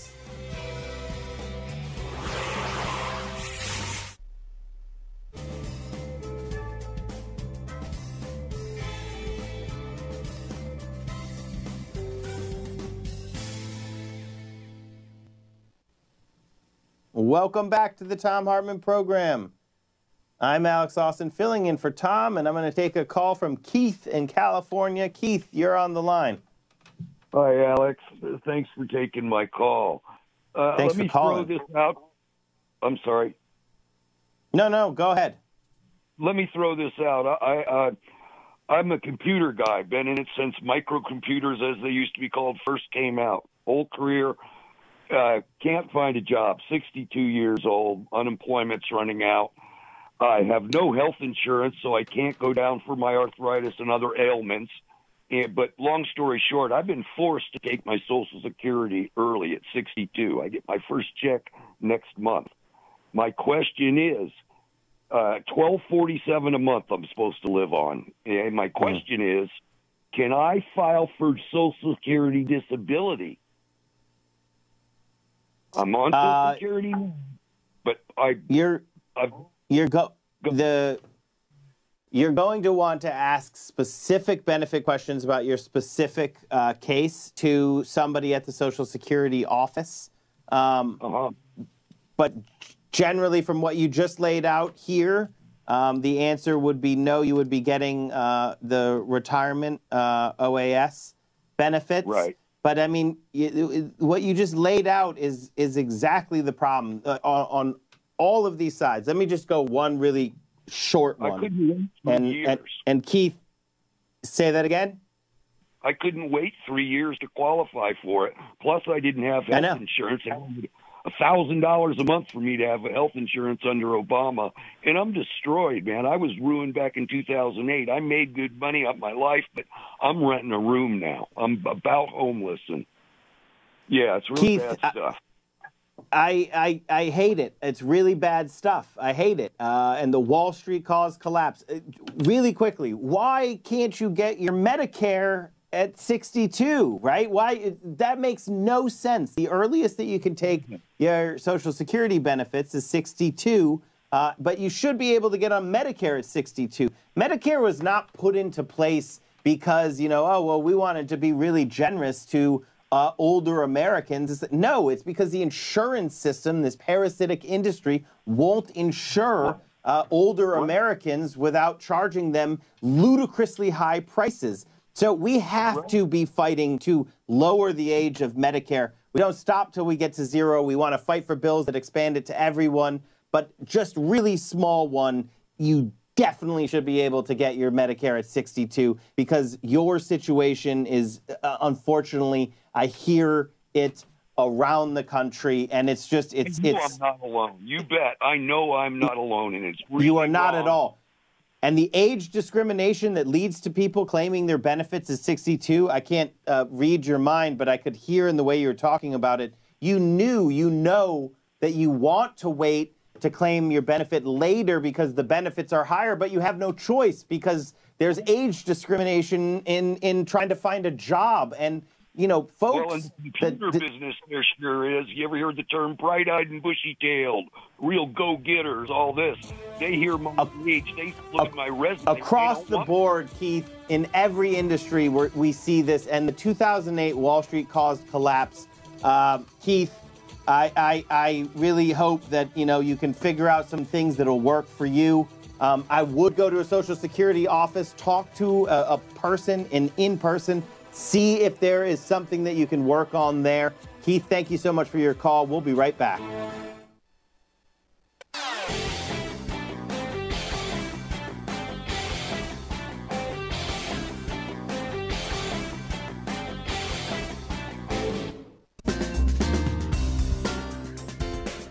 Welcome back to the Thom Hartmann Program. I'm Alex Lawson, filling in for Tom, and I have Bob Ney from Talk Media News on the line here. And Bob, thank you for joining us. And I want to get right into it because there's always so much news. What's going on out there? Well, the breaking news are the announcement of tariffs, and a 25% tariff on steel, 10% tariff on aluminum, and these were announced by President Trump. Of course, some of the business groups are going to be irate, and the people that are, you know, into the globalist economy are going to be quite irate on this. But he said he needed to do this to, you know, have some type of protection for the industries that are, you know, obviously are losing their jobs. We've been 20 years trying to fight this steel and aluminum issue. So we'll see what happens. But he announced the tariffs today. On another note, the big story, of course, was what happened at the White House yesterday, and the repercussions and ramifications of that are still reverberating around Capitol Hill. Kind of the shocking list of items that President Trump said that he would support when it came to the school issue. Of course, the killing of the students down there, the gun issues. He announced a series of things to Senator Feinstein. He turned and said, let's take a look at the assault weapons ban. He looked at the age issue. The most controversial of all is when he talked about being able to take a gun from somebody based on, the assumption that they would do something. Let's say they had some form of a disability in the area of a mental illness. Then you could take the gun first and then look at their rights, to have it or not second. And that's the most controversial. But also the age change requirement. Dovetailing that, Dick's and Walmart, of course, have announced some changes in their gun policy of sales. But I did want to mention, Alex, that it really, I think, took Republicans by shock and surprise. And Senator Toomey of Pennsylvania had said that he disagreed with the age change going from 18 to 21, and the president said, don't be afraid of the NRA. So it's kind of an unexpected announcement, I guess, that you would say on this issue. Yeah, I mean, I am loath to give Donald Trump kudos because he's, it's talk. We've seen a lot of things like this. When something happens, I think that's totally different. But he did just inject an enormous amount of chaos into the Republican side. I feel like he doesn't quite know how much the NRA owns the members of the Republican Party in the Senate and the House. And I think he's in for somewhat of a shock there, maybe, or he knows he doesn't care. He just wanted to, make some political theater for a minute. What about the other news out of the White House yesterday? Oh, with Hope Hicks, you mean? That news? Well, there are 3 people left in the White House who originally started there. There's one staff person, and there's Mike Pence and Donald Trump. Those are the three that are remaining. I mean, virtually everybody's gone from the White House. I really don't So, think... Bob, can I ask you a question just based on your knowing, that you know this stuff? Have you ever seen anything like this before in terms, to me, it looks like unprecedented. I've never even heard of so much chaos, tumult, and turnover in a White House, but maybe it's just because I'm focused on it now. But it seems unprecedented to me. No, I think it is. I think you're right, Alex. It is unprecedented. Look, I started in politics about 45 years ago, right, as a young volunteer, and I can't even remember during the Nixon era when, he was under the pressure he was. I don't remember that many people leaving the White House. I think this is unprecedented in the amount of people that have left.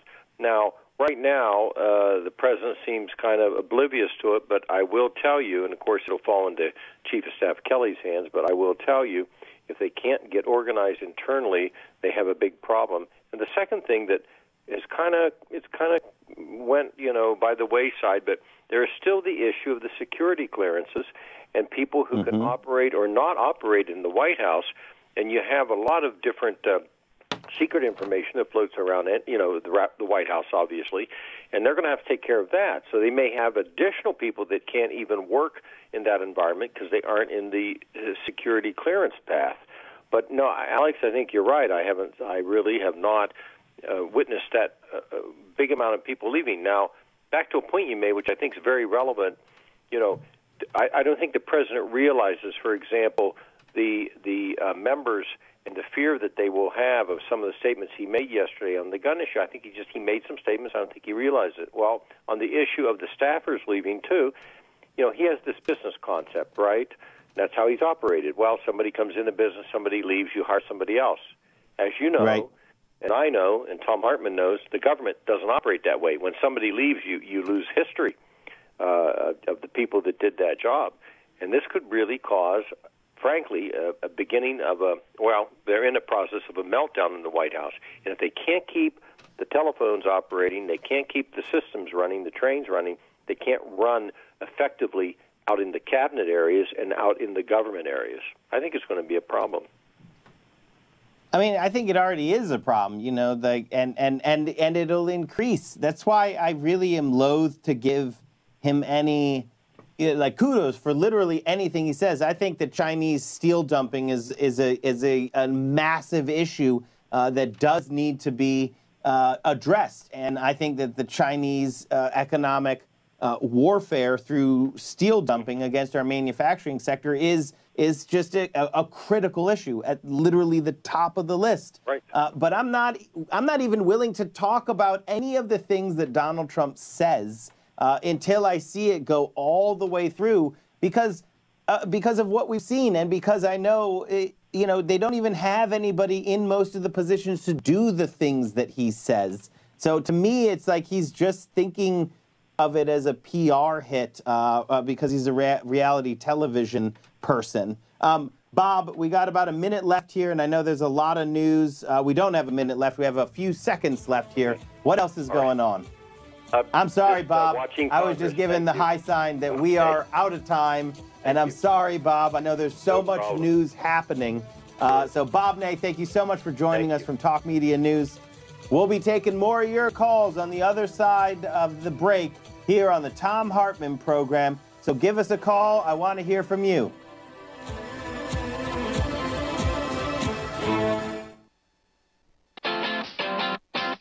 You're listening to Thom Hartmann.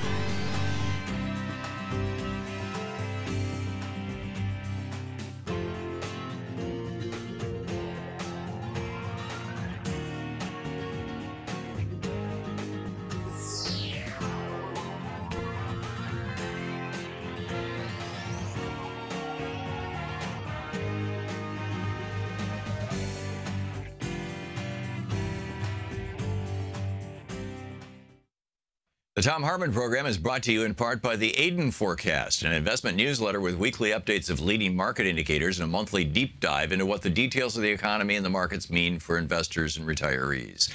On the web at aidenmarkets.com.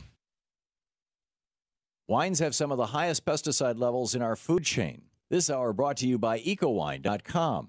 Pesticide-free wines, organic wines, imported from France by the Organic Wine Company, ecowine.com. Hartmann Program is brought to you in part by Super Beets. Super Beets are sourced from non-GMO beets, and they're packed with dietary nitrates, helping to produce nitric oxide for more energy, stamina, and support for healthy blood pressure levels naturally. For more information, call 800-223-8242. Or visit tomsbeets.com.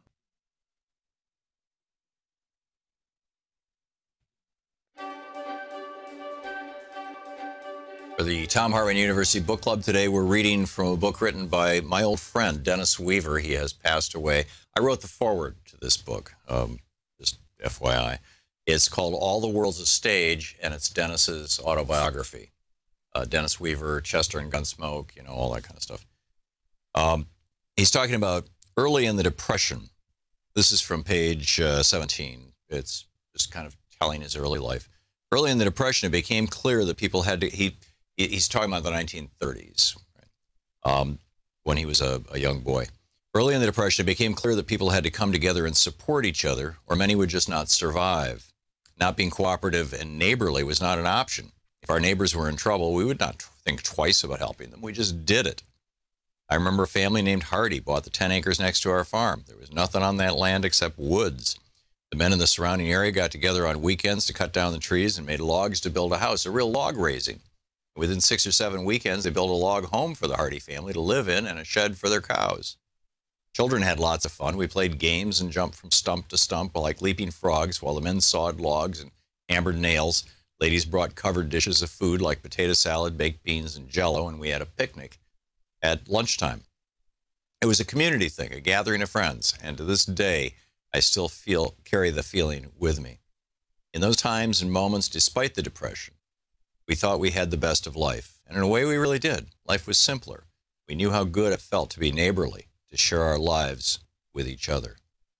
The national economy was shredded due to the crash of 1929, but in our area, including parts of Missouri, Oklahoma, Kansas, and Texas, the problem was exacerbated by what was known as the Great Dust Bowl. Continuing droughts had dried up the earth, and the fierce winds picked up the defenseless soil and made huge clouds of thick, swirling dust. Visibility often shrunk to a few yards. Most skilled and determined farmers were humbled before its wrath. The nutritious topsoil was all blown away, and agriculture came to a screeching halt. At the time, I didn't understand it, but it's crystal clear to me now that our economy and our environment are interdependent. When the environment at that time was destroyed and the farmers could no longer farm, they weren't the only ones who suffered. The economic disaster for the farmers spread like a raging virus to carpenters, plumbers, shop owners, and even bankers. Okies by the thousand piled whatever possessions they could salvage into cars, trucks, any jalopy that would run, and headed for California, which Dust Bowl victims considered to be the land of milk and honey. Perhaps the only one who profited from the Dust Bowl was John Steinbeck when he wrote The Grapes of Wrath. Because of the Dust Bowl, our farm was not financially successful. It certainly helped to feed the family, but the extra income my folks had hoped it would generate did not materialize. Mom, always trying to find a way out, heard from neighbors who had fled the Dust Bowl and our devastated economy earlier that the strawberry picking was good in Oregon. There was money to be made just for the picking. So we gave up on the farm and moved back to my birthplace in Joplin, 619 Brownell, to get ready for the trek west. Furthest west I'd ever been was Blackwell, Oklahoma. Would I see a real live cowboy? I wondered. What would Oregon be like? I might even see the Pacific Ocean. Our budget for the trip was minimal at best. Like the pioneers who crossed the Great Plains 100 years earlier, we were obliged to carry our own supplies because motels and restaurants were out of the question. Unlike those earlier settlers, the horses that carried us were not hitched to a wagon, but were under the hood of a 1928 DeSoto. Our plan was simple. Mom, Howard, Mary Ann, 2 years old by this time, Jerry, Denzel, Bell, and I would go to Oregon and pick strawberries and do what other jobs we could get. We would save our earnings and come back to Joplin in time for Howard and me to go back to school. Dad would stay behind, keep his job at the Empire District, and serve as a safety net for us. In case we broke down or got stranded, he could bail us out. Denzel was a carpenter by trade. He put his skills to good use. He built a cupboard on the back of Old Betsy, our DeSoto, where we could store an ample supply of canned goods and food staples. By releasing a fastener, the backside of the cupboard opened up and a leg swung down to support it, and lo and behold, we had a table on which to prepare the food and off of which we could eat. We jammed the storeroom with supplies, gave Old Betsy a final mechanical check, said our farewells, and headed west for the wild blue yonder. Although she never hinted at it, I'm sure Mom must have had a few qualms and trepidations. For me, it was just the beginning of what I imagined to be a great adventure. We started out for Oregon in the late spring of 1934. In those days, there were no 4-lane interstates, just 2-lane roads that were often in need of repair and full of detours. Our top speed was 40 miles an hour, so driving to Oregon was no walk in the park. Not long after crossing into Colorado from Kansas, we could see on the horizon what looked like a triangular cloud. It was strange because, like the other clouds moved, this one didn't budge. We used it as a guiding star for more than 2 hours before we realized it wasn't a cloud at all. It was the snow-capped top of Pikes Peak. As we drove deeper and deeper into the Rocky Mountains, I was moved more and more by their sheer beauty and breathtaking grandeur. It was awesome. I loved the majestic granite mountains, the tall pines, the quaking aspens, the crisp, dry air. It was all very magical to me. I guess I'm back in Colorado today because I was so impressed with it as a child. I was not only impressed by the beauty, but by what it had to offer. This was the first time I'd ever seen a real live working cowboy, and it was the first time I'd ever seen a real deer. We were driving over Wolf Creek Pass at dusk, coming around a bend, and there, right in front of us, was this wild deer running down the road in and out of the shadows. The book, All the World's a Stage, Dennis Weaver's autobiography. The foreword by Thom Hartmann.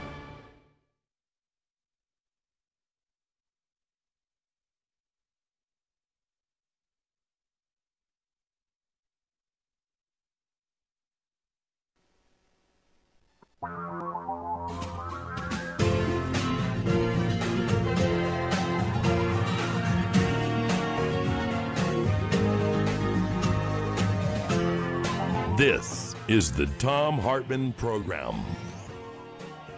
Welcome back to the Thom Hartmann Program. We are going to take all of your calls for the rest of the show. And to help me do that and to kick things off, joining me in studio is a producer from We Act Radio, LJM, joining us in studio. LJM, how are you? Hello. I'm winning. Alex, how are you? Good. So I wanted to bring you in and have you help me take some calls, but we'll take some calls after we talk. Okay. So you don't have to put on the headphones right now. Because I'm so used to headphones. I wanted to just kind of kick things off with a discussion of the blockbuster movie Black Panther. Yes. And the reason I want to do that is because I'm extremely proud to be doing this show live from We Act Radio Studios here in Anacostia on the radical side of MLK Avenue. And as a producer, organizer, principal of the team here at We Act Radio, I want you to kind of help people around the country recognize what that means. And in discussing it with you, we thought that also we could bring up the blockbuster Black Panther and somewhat how culturally what that means that there is this movie. And it is a movie that is a massive blockbuster, despite attempts by the alt-right and others to try to stop that from happening. But I want to just throw it over to you to talk about Black Panther, what that means culturally, and kind of just your thoughts and feelings on that. Well, to be quite honest, I mean, culturally for my kids, and when I say kids, I mean scholars and students, because I teach, it is the same as Obama being a president. We all know that the presidency is a puppet show. However, it gives the capability and the acknowledgement for kids to grow up seeing it. So they got to see a black president. Now they're getting to see a black superhero. But as most woke black people know, Marvel in 2016 got hit for not having enough diversity. So when they got hit for not having enough diversity, of course, bright idea. Let's go ahead and make a movie called Black Panther, and let's highlight that superhero. And let's drop Black Panther during Black History Month, February 16th. Why not? Because we all know that African Americans have a $15 billion spending power, and they spend 4% of their income, even though they are the main people in poverty in this moment. So why not pull at the Black dollar during Black History Month and give them recognition? Even referring to the movie that was made in 1954, The Power of Selling to the Negro, they said it. Blacks want recognition, they want high quality, and they want name brand. So we got an A-list cast, we got great visuals and great quality, and we got the recognition to which we've been feeling that we've been denied due to the lack, well, actually due to the U.S. not even taking acknowledgement to the racial terrorism that it invoked on African Americans or blacks for 400 years. So having a black superhero is a big deal. And I think that Black Panther, also, I actually don't know, LJM, if you are a comic book nerd at all. What? So Yes. I don't know. What I'm really excited for is I can kind of see where it's going in the Marvel universe, Yeah. and I'm excited for that. Well, they have a movie coming out, Avengers 2. Right. Or Avengers 1, and then the Avengers 2 sequel is going to premiere next year in 2019. So that actually when Black Panther was kind of like the launch to the new Avengers movie. Isn't it dropping in May or? I don't know when it comes out, but sometime around that's there. exactly what I'm excited about. Yes. So why do I think that's relevant for We Act Radio? And I wanted to talk about this. And callers, we're going to start taking your calls in minutes here. We're in Anacostia. I've said it a bunch, but people who aren't from Washington, D.C., don't know the history of Washington, D.C., don't really know what the Anacostia neighborhood is and how important it is that when Kimon Freeman is my business partner, and anyone who watches me on when I guest host Thom Hartmann, Kimon always joins me because I always want to talk about this aspect of our work, and that's why I'm excited, LJM, that you can talk about it with me. There were a lot of people who supported us building this independent progressive media company, but they were like, oh, well, don't put it in Anacostia, put it on the northwest side. Right. That's where everything is in Washington, D.C. And Kimon and I said, absolutely not. The only way we want to do this is building this little studio in Anacostia because of this fundamental belief that we share. This is how Kimon and I met each other, organizing East of the River a decade ago, that without a voice, people have no power. And without power, people are oppressed by those with power. And so what you can do is you can work to give people a voice. And that is it can take so many pieces. I actually believe that having a black superhero has this cultural power of giving people a voice. Having our radio studio, our television studio, located here at 1918 Martin Luther King Avenue in Southeast Washington, D.C., on the radical side of MLK, is also important in giving the Anacostia neighborhood a voice, and giving the people who live here a voice. So we're out live to millions of people around the country, and I want you to just this is an accomplishment, and I want to help people understand why. Why this is an accomplishment? Well, really, it's an accomplishment because, like you stated, we've never seen a black superhero. And even last year in the digital world, there was rumor going around that we were going to have a black Spider-Man that comes out. So the fact that we're actually seeing a black superhero, which is similar to the president, we view President Obama as a black superhero. So being able to give someone of color that empowerment when we have been disempowered for so long. And but what about this, LJM? What about We Act Radio? I am the white business partner of the two, but Kimon building the studio here with me. But you're also a white male with a beard, so we trust those, remember? I do. But doing this show here live from Anacostia is important to me and to Kimon, who right now is in Ghana, tracing this unique music to D.C. back to its heritage in Ghana. the unique music is go-go, and if you don't know it, you should know it. Right. Check out Chuck Brown's Bustin' Loose. But that's what I wanted to, but you are part of the We Act Radio family here. You're a leader here. When you're teaching your kids, when you're doing community empowerment events here, tell our listeners why having the studio here in Anacostia with our tagline, do something, why it's so important that we built it here in Anacostia. Well, it's important because, as Alice Walker said, the greatest way to take away someone's power is to make them think that they don't have any. So We Act Radio is the platform to instill that power back into them by allowing them to utilize their voice. Because, Alex, you were right. What you said about initiating or igniting, I like the word igniting someone's voice in them makes them find their power. Because as we know, today our voice is power. We utilize our voice in so many ways, from voting to protesting to writing op-eds to utilizing our thoughts and to communicating them properly in order for us to make change. So if we're able to ignite our voice, and we can act as advocates for our own community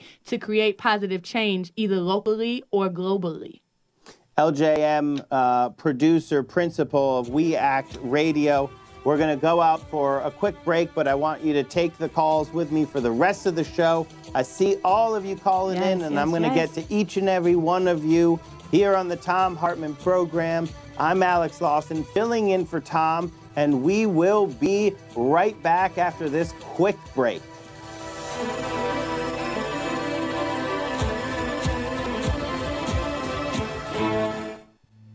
This is the Thom Hartmann Program. Give us a call. LJM and I are going to be taking your calls for the rest of the hour after this.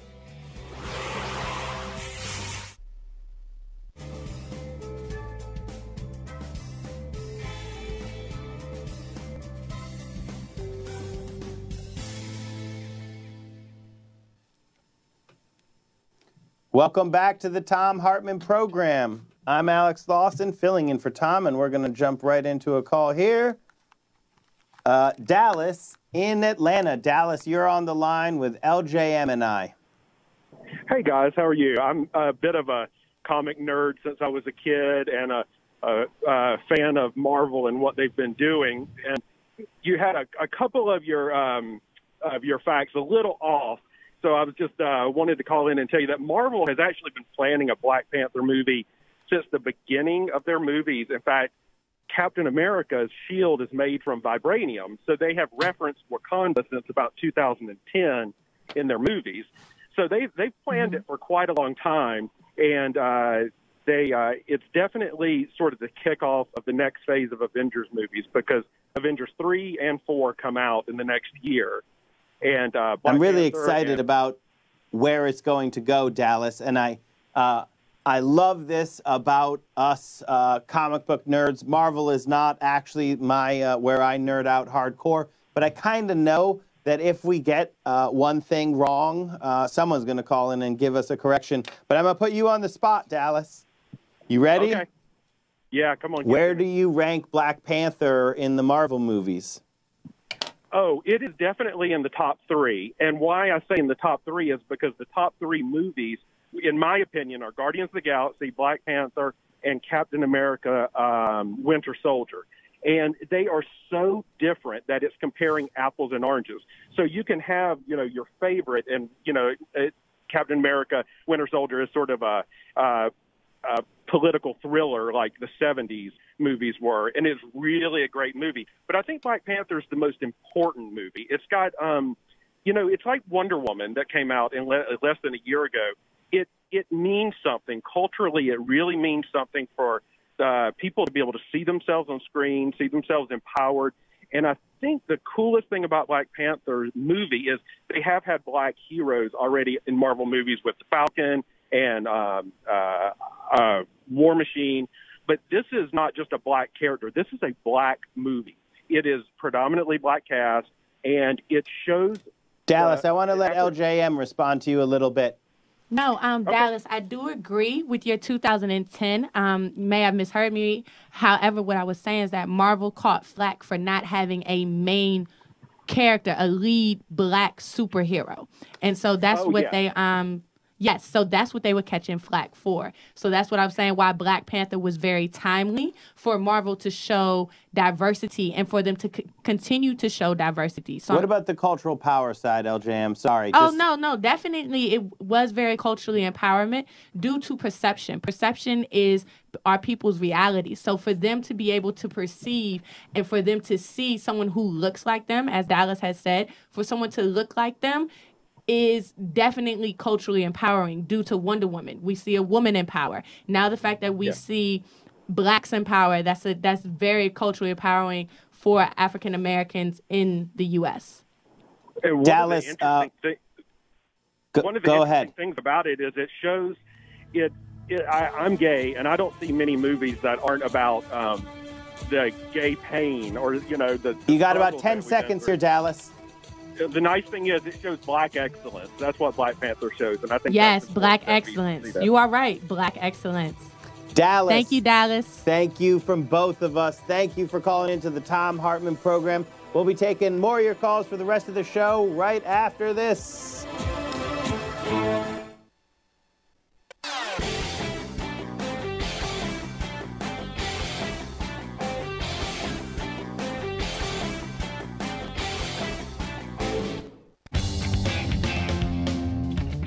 Welcome back to the Thom Hartmann Program.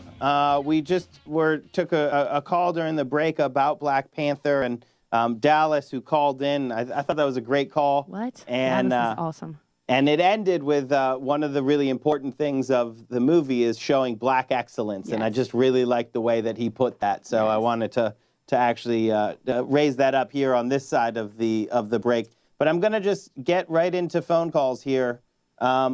Penny in New Mexico, you're on the line with LJM and I. Thank you for taking my call. I wanted to say that the prejudice and the white supremacy and the Nazi philosophy goes back 500 years. When the white man first got here on our native land, the first thing they do is take your language away. And that's why this country has had English first as the philosophy of this country, and they want to dumb down the citizenry so that you only speak one language. People that speak more than one language are more intelligent, and they use different parts of the brain, and this is very important. And we have lost a whole 1 or 2 generations of children who do not speak their native languages, whatever that be. And we need to... Penny, thank you so much for this, for your call. I want to give LJM a chance to weigh in on this. I agree with you. I agree with you, and I want to say that something that is implied in what you're saying, but you didn't state it. I want to just state it because I think that this is part of the white supremacy and cultural imperialism, and definitely in the genocide that happened, because you can't accomplish that without stealing people's stories first. You have to not allow people to have a history, and the history is conveyed through stories and music. And so it's incredibly important when you read the Western history, the surviving history that we have, or if I consider myself, I'm obsessed with hidden histories. So you can find little pieces here and there that point at things. But the Spanish conquistadors, some of the first things they did were destroy sacred texts, sacred stories, sacred places that contained a history of a people. Because once that is removed, and that is critical part of removing people's language, it is very difficult, or I'll put it the other way, it's way easier to then tell people where they belong, what level of power they have. If we are not telling ourselves our own stories, then we can be told, we allow other people to tell them for us. Penny, that's right. Sorry, I got on my soapbox again. I want to give LJM a chance to also reply to you. No, Penny, I totally agree. It is language and religion. So I know that when someone is about to colonialize, they normally send in the missionary to try to get you to cross over your religion, as well as they take away your language. So similar to slavery or to the Native Americans, or we can even go across seas to my brothers and sisters in Cape Town and how you were beaten or thrown into jail, or just if you went and you utilized your native tongue, you were not allowed to speak in your native tongue. So I agree with you. Language is definitely an important part of cultural history, because those language creates vibrations, and our voice creates vibrations. So therefore, that is how you build upon your culture, through language and through knowing your brothers, your mothers, your sisters, your family. Is definitely a family tie within language. And as Alex said, to take away important statues, figures, and historical sites is a way to rewrite history, to tell you where you belong in history instead of you seeing for yourself where you belong in history. So with Black Panther, I do feel that it was becoming a threadbare and the foundation to cultivate a Black culture to which we have been denied, showing Black excellence, showing that we can be empowered, showing that we aren't intelligent, showing that we do not have to take an oppressive stance to react violently as oppressors have acted towards us, but taking a new route and coming from a higher consciousness and instead building and uplifting our people. Because at the end, T'Challa went and he bought buildings. He bought back the block and he started investing in those communities. Yeah. And once you invest in those communities, we can get unity, which will then unite the people so we can build up and continue our progressive forward movement. Penny, I want to give you a chance to just finish out your thought as in response to us, or just what you're thinking. Yeah. Well, what I feel is that you have to feel proud of who you are, no matter what color, no matter what language, no matter how short, tall, etc., but especially those roots, because my language, I speak Spanish and English, but my Spanish is so important because it goes back to my grandmother, my grandfather, my great-grandfather, and all the way back. And if we have no roots, we have nothing. So that's the thing, that you have to be proud of who you are, respect it, honor it, and continue it no matter what. Yes. Thank you. Yes. Penny, you hit it on the head. Thank you so much for your call. Yes, Penny, thank you so much for your call. Callers, I'm going to get to the rest of your calls, I promise. We're closing in on a break here, so I don't want to take a call and then cut you short. But all we're doing is taking your calls for the rest of the hour. LJM, that was a really powerful call from Penny. It fits exactly in line with what I was trying to get with the Kimon, and I believe so strongly in. I mean, like, it's pretty basic in a way, because we're saying, oh, well, if you take a people's voice away from them, then they have no power, and then they are oppressed by people with power. And we're like, oh, well, what can me and Kimon Freeman, my business partner, do to, and we're like, oh, we'll bring microphones into Anacostia, build a radio station in Anacostia. Right. But it's working. It's working because right now you're talking to millions of people around the country. We're producing dozens of shows. Kimon is in Ghana right now, tracing that cultural history through music, with just another form of story. And I'm proud that we're producing the Thom Hartmann Program live from WEAC Radio. Thom Hartmann Program. Call 202-808-9925. We're just taking your calls for the rest of the hour right after this.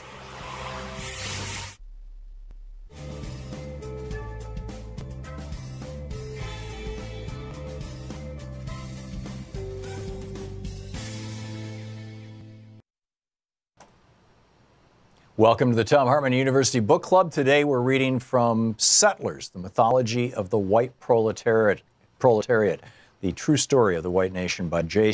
Sakai, published by Morningstar Press in 1989. This is from Chapter 2, The Foundations of Settler Life. The life of European settlers and the class structure of their society was abnormal because it was dependent upon a foundation of conquest, genocide, and enslavement. The myth of the self-sufficient white settler family clearing the wilderness and supporting themselves through their own initiative and hard labor is a propaganda fabrication.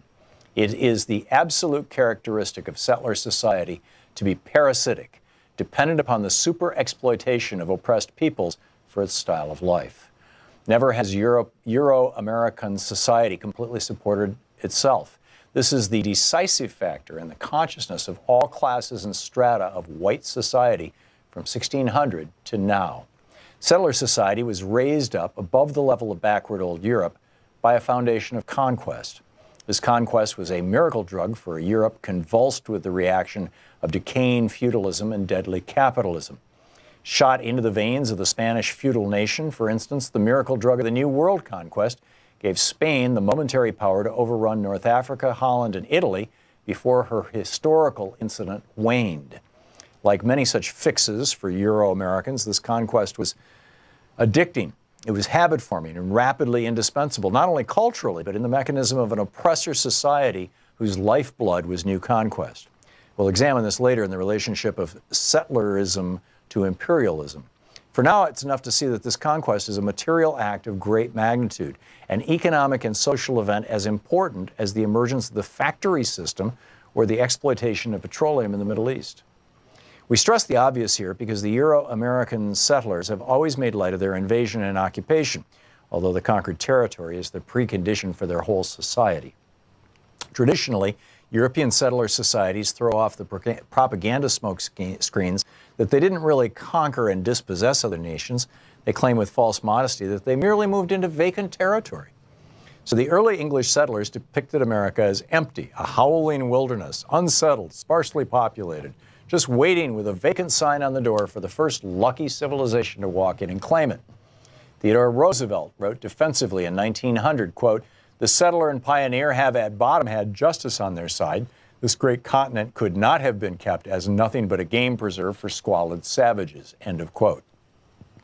It is telling that this lie is precisely the same lie put forward by white Afrikaner settlers who claim that South Africa was literally totally uninhabited by any Africans when they arrived from Europe.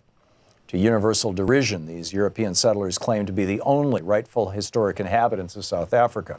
Or we can hear similar defenses put forward by the European settlers of Israel, who claim that much of the Palestinian land and buildings they occupy are rightfully theirs, since the Arabs had allegedly decided to voluntarily abandon it all during the 1948-49 war. Are these kinds of tales any less preposterous than those put forward by Euro-American settlers? America was spacious and sparsely populated only because the European invaders destroyed whole civilizations and killed off millions of Native Americans to get the land and profits they wanted. We all know that when the English arrived at Virginia, for example, they encountered an urban, village-dwelling society far more skilled than they were in the arts of medicine, agriculture, fishing, and government. This civilization was reflected in a chain of 300 Indian nations and peoples stretching from the Arctic Circle to the tip of South America, many of whom had highly developed societies. There was, in fact, a greater population in these Indian nations in 1492 than in all of Western Europe. Recent scholarly estimates indicate that at the time of Columbus, there were 100 million Indians in the hemisphere, 10 million in North America, 25 million in Central Mexico, and an additional 65 million elsewhere in Central and South America. These numbers have long been concealed since they give rise to the logical question of what happened to this great mass of people. The European invaders, Spanish, Dutch, English, Portuguese, and French, simply killed off millions and millions to safeguard their conquest of the land and provide the disposable slave labor they needed to launch their new world. Conservative Western historical estimates show that the Spanish reduced, in quotes, the Indian population of their colonies from some 50 million to only 4 million by the end of the 17th century.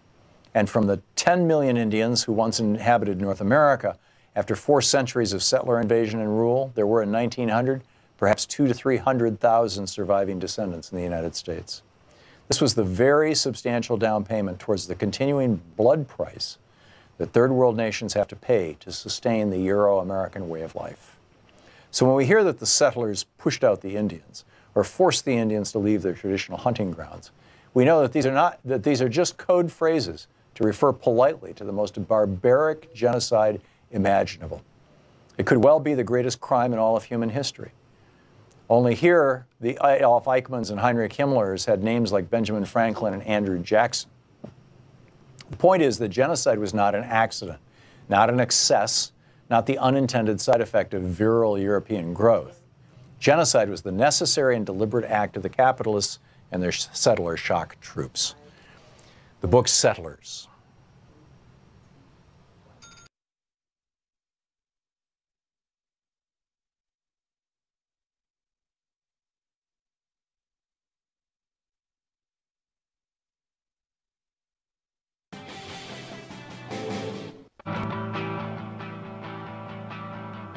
Welcome back to the Thom Hartmann Program. I'm Alex Lawson, filling in for Tom.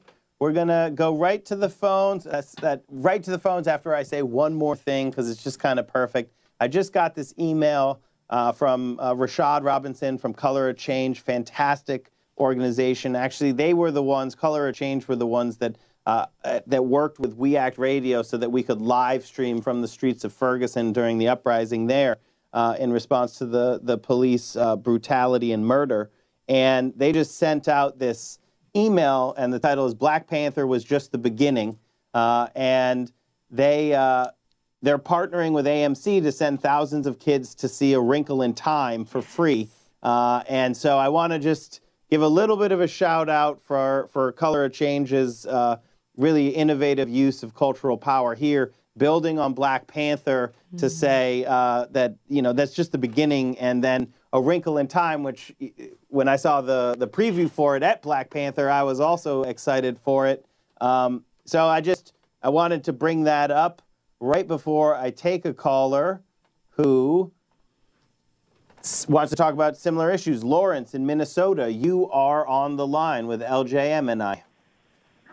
Hey, how you doing, guys? I love Black Lawrence. Panther, but unfortunately, you know, Black Panther is not an indication of black progress. Black Panther is an indication of white progress. We've been able to do this sort of thing for hundreds of years. Having Obama, that's not black progress. That's white progress. Let me give you a little history, if you don't mind. Manifest destiny, a term coined by John O'Sullivan in the 18th century. He clearly indicated that manifest destiny was an ordained push westward to gain territory in the United States.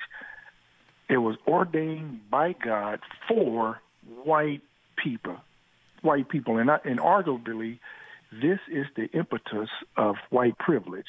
So you can equate manifest destiny with white privilege, and this is how we're dealing with that today. If you know the Southern Senator, his name is James Calhoun, he said, manifest destiny is our destiny to not include the Mexican and Indian. He didn't say anything about blacks because we were already slaves.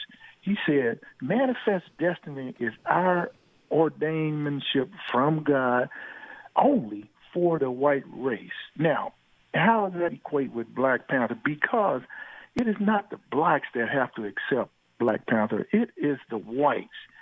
And I may argue this point, too, and I'll hang up, that the whites have shown no evidence that they are willing to or are going to accept blacks, and I'll tell you why.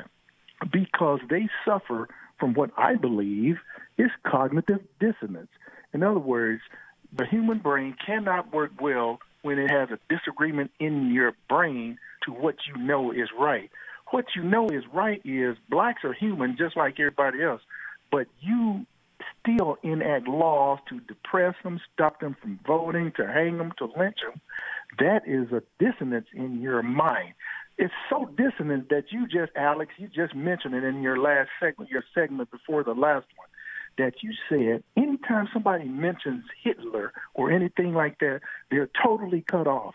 You know why? Because that makes them feel better because of the cognitive dissonance in their mind. They don't want to talk about it. So it feels comfortable for you to not to say anything about Hitler because that would force you to confront your own prejudices.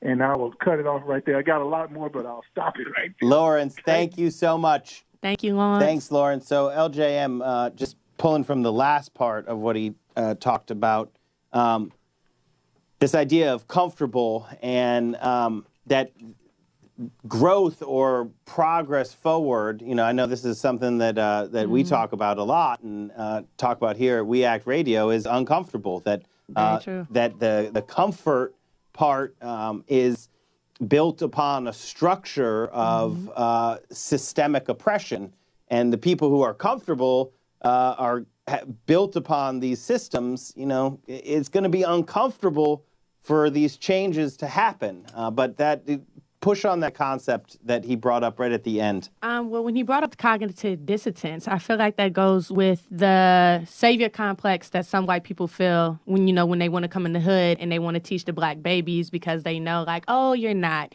getting this, you're not getting that, or simply it's a guilt. Because I think he hit on it. I mean, in today, 2018, how would you feel to know that your ancestors owned slaves? Or how would you feel to know that your ancestors participated in dehumanizing an entire race? Or how would you feel knowing that your ancestors created a systematic oppression to hold down an entire race and to dehumanize them? Would you not feel guilty? Yeah, I mean, you go back a long time, but you could also just go back to the 1970s. So people who are actually, currently still alive, people benefited from redlining and other, other systems. Redlining is steering people of different races into different neighborhoods. You still have covenants on the books in neighborhoods all around the country that actually exclude people of color or Jewish people or a host of other things. It's still on the books in these covenants. It's just they're not enforced.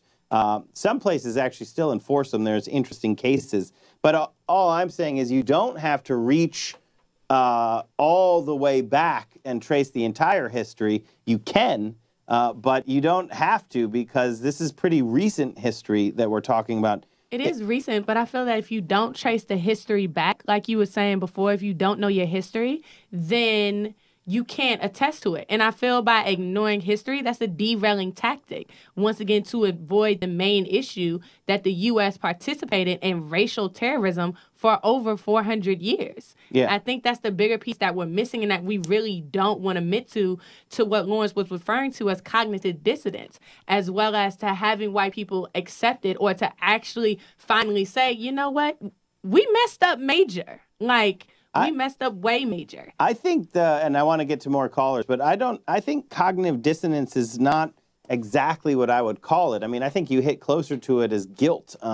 Because people actually, cognitive dissonance allows you to hold two competing ideas in your head at the same time with no problem. As human beings, we're actually quite good at that. Right. There is a deep-seated guilt, but there's also this other thing that it's a wanting to believe. So just to tie to the beginning of what Lawrence was saying, that it is white folks who need to accept Black Panther, or let's use what Dallas said, and Black excellence. And I couldn't agree more that that's a huge part of what has to happen for us to actually move forward as a country. And you're seeing right now in the Trumpism and the neo-Nazis and the white nationalists, and it's what Reverend Barber says, the dying mule kick, because it's not like the last vestiges of white supremacy.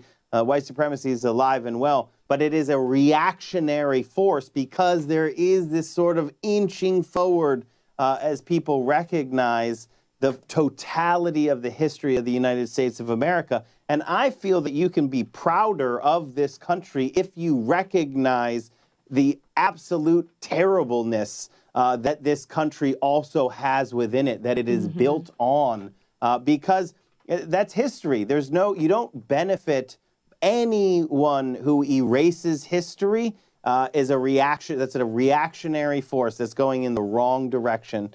So I think it is definitely up to everybody, but primarily white people, to understand and accept and learn why something like Black Panther, to make it about this movie again, is so important. Right. I feel with the cognitive dissonance, and I may be wrong, Lawrence, if I'm wrong, feel free to call back.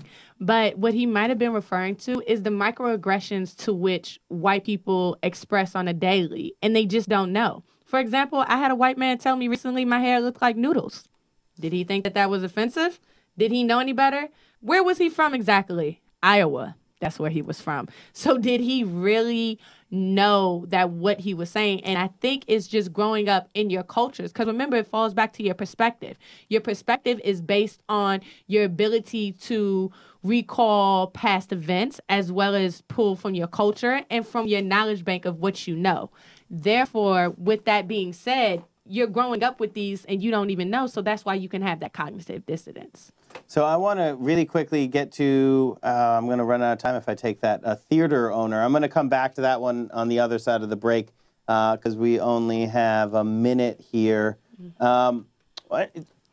Let's just keep talking, you and I, LJM, because I hate bringing on callers and then running out of time. Because they're so good, like Dallas or Lawrence or Penny. We're getting so many powerful phone calls, guys. I just want to say thank you to all of our callers. Please continue to call in with your thoughts because, like Alex said, we are here to ignite your voice to give power back to the people. And I am going to try to get through as many calls as possible here.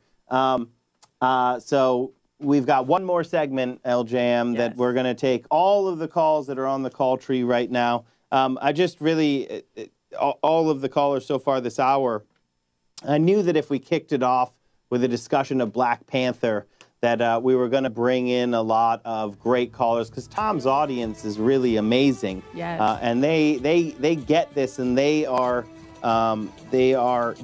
seekers of truth. They find the truth. And then they also disseminate the truth because they are activists, and it's just a joy to be able to talk to all of you. And so I want you to keep calling in. We're going to be right back taking more of your calls after this quick break. You're listening to Thom Hartmann. Visit thomhartmann.com for audio and video archives. I'm going to get to all of your calls right after this.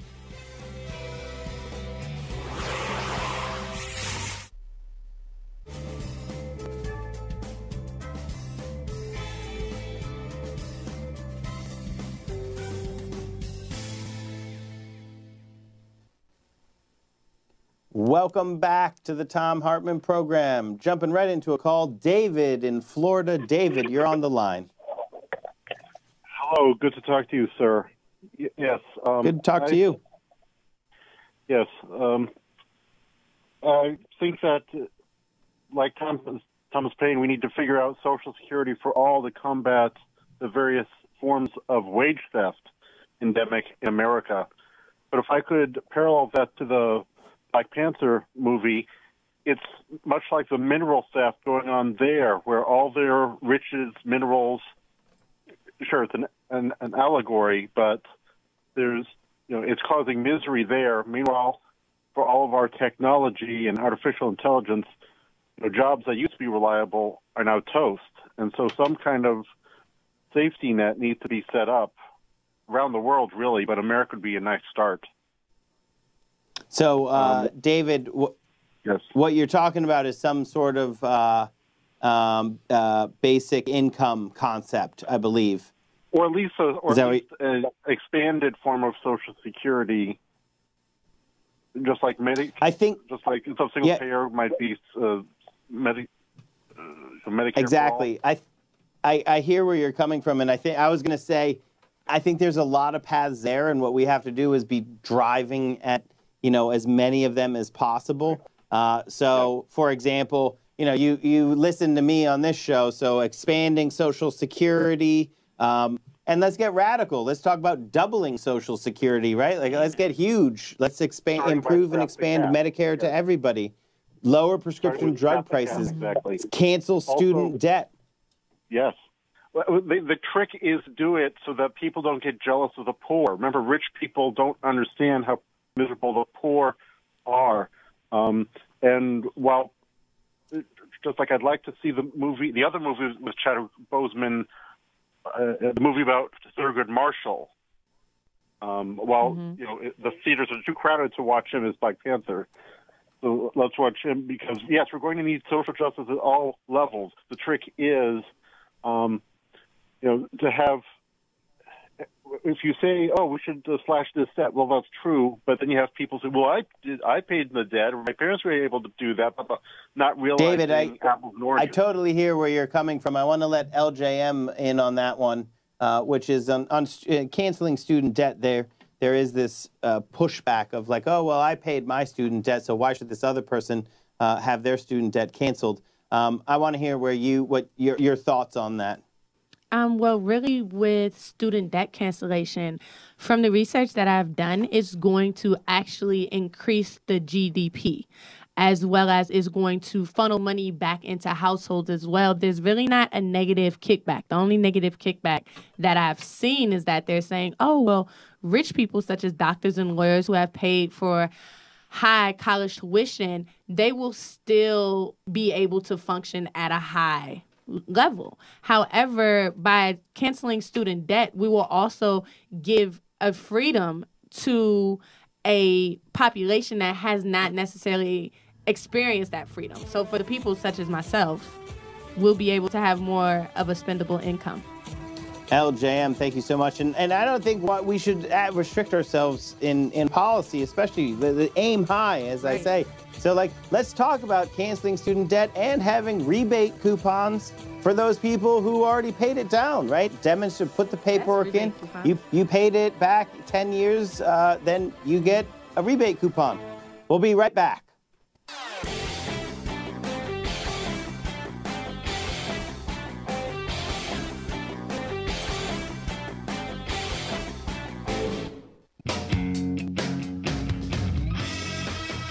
Welcome back to the Thom Hartmann Program. Going right to the phones. LJM and I are going to take as many of your calls as possible. Alan in Oakland. Alan, what do you got to say? Well, I'm the owner of the Grand Lake Theater in Oakland, which was the theater that Ryan Coogler grew up attending movies in. And I just want to say, in the 38 years that I've been operating this theater, I've never seen audiences so excited, so energized, so happy, and just so fulfilled in any movie that we've ever played. It's a phenomenon. Some of these audiences come out as if they've been in a party, not a movie, and it's just something that I've never seen as a theater operator. Alan, thank you so much for sharing that with us. LJM, you have anything you want to say around that? No, Alan, you're absolutely right. The energy, the enthusiasm, everything, even the pride in the dress to the movie. Quite personally, I've never seen such a fashion faux pas if you did not go to the Black Panther movie dressed. I had friends saying... It's much more than a movie. It's a cultural breakthrough. Yes, it is. And it just relates back to the Black excellence. I feel that if you were Black and you were going to this movie, you had to represent Black excellence. And with representing Black excellence, you have to come, you have to show out, you have to show up, and you have to have that energy, especially when we're getting such a phenomenal movie with the Black director, with a seemingly all-Black cast, something that has never been done in history before. So really having that platform, really having that moment, I can totally agree with you. It was definitely something to witness. It was a phenomenon to witness. I'm going to go to John in Illinois. John, you're on the line. Hey, great. Thanks for squeezing me in. I have a quick point related to ancient history of family. I'm of Germanic descent. I've got older relatives. And I encounter racism, admittedly. I mean, my older relatives and such against Black people. And my comment back to them is, so where were our ancestors 3,000 years ago when the Egyptians were building pyramid cities, had cataract, astronomy? They figured out algebra and all this stuff. My ancestors were chucking spears at animals, living in straw huts, wearing fur. Same with Scotland, Ireland, and England. 3,000 years ago, we were on the back end of, now if you compare it to Central Congo, maybe that was similar, but the point is North Africans dominated the world at the time, with ancient Egyptians 3,500 years ago. And I told that to my uncle, and he had an aha moment.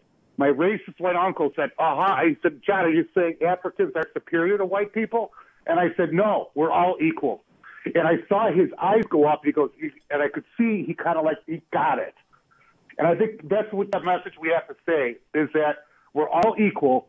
But when we look at our ancient history, like they're practically Neanderthal or, early, you know what I mean? So I just want to add that to the discussion. John, thank you so much for adding that to the discussion.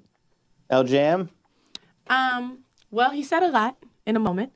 And I agree that all people are equal. However, we have to focus on the fact that that was before Britain went and invaded almost 90% of the world. So we have to look at that fact that they're not even considered a country because now they're like part of Asia as well. So that one group of people were able to invade 90% and overthrow the current government and rule and then to inflict their way of life onto people. I think that's what we have to view. We also have to view the fact that with Black Panther, it's showing Black excellence due to the fact that we were dehumanized less than 150 years ago. And so therefore we have to reinstill that empowerment. We have to reinstill that thought. We have to reinstill that image in order for us to recognize, oh, we are equal. So it's just reinforcing that statement that we are equal by having these images, by having these movies, by having these people in power reflect us. That way it reinstills that empowerment base. So just to push on that a little bit is also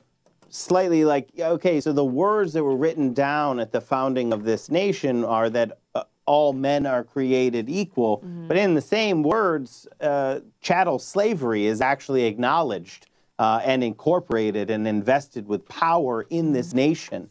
And so the acknowledgement that everyone is equal, that all humans have worth and dignity has to actually also be paired with a knowledge and an action based on, but the structures are unequal. Yes. The structures of power are unequal and are built upon a history of systemic oppression. And so we have to go at it that way in terms of approach to get to a landscape where truly everyone can be equal. So I want to go to Andy in Illinois. Andy, you're on the line. Hi, I just want to make a quick comment saying that I hope that Hollywood and Marvel follow putting some Latino superheroes. Yes. So we can also have our moment, you know.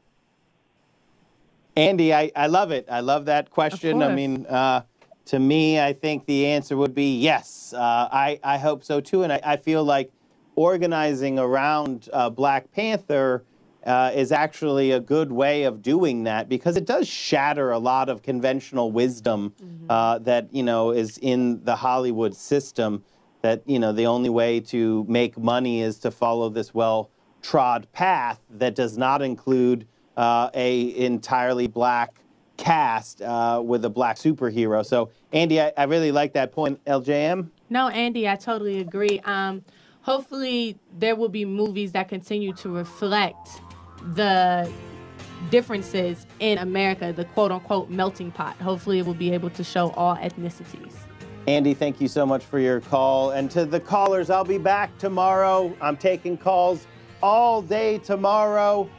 Thank you so much. It's just y'all are so awesome that we start talking with you and then I run out of time. Right. So Such please call ideas. back tomorrow. I'm Alex Lawson in for Thom Hartmann on the Thom Hartmann Program. Always such a pleasure to be with you. So see you again right here tomorrow on the Thom Hartmann Program.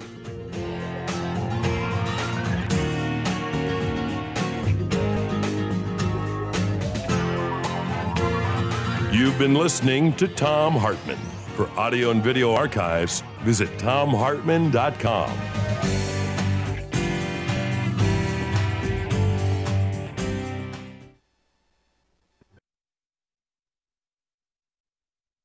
The Thom Hartmann Program is brought to you in part by the Aiden Forecast, an investment newsletter with weekly updates of leading market indicators, a monthly deep dive into what the details of the economy and the markets mean for investors and retirees. On the web at aidenmarkets.com. Wines have some of the highest pesticide levels in our food chain. This hour brought to you by ecowine.com. Pesticide-free wines, organic wines, imported from France by the Organic Wine Company, ecowine.com. Hartmann Program is brought to you in part by Super Beets. Super Beets are sourced from non-GMO beets, and they're packed with dietary nitrates, helping to produce nitric oxide for more energy, stamina, and support for healthy blood pressure levels naturally. For more information, call 800-223-8242. Or visit tomsbeats.com.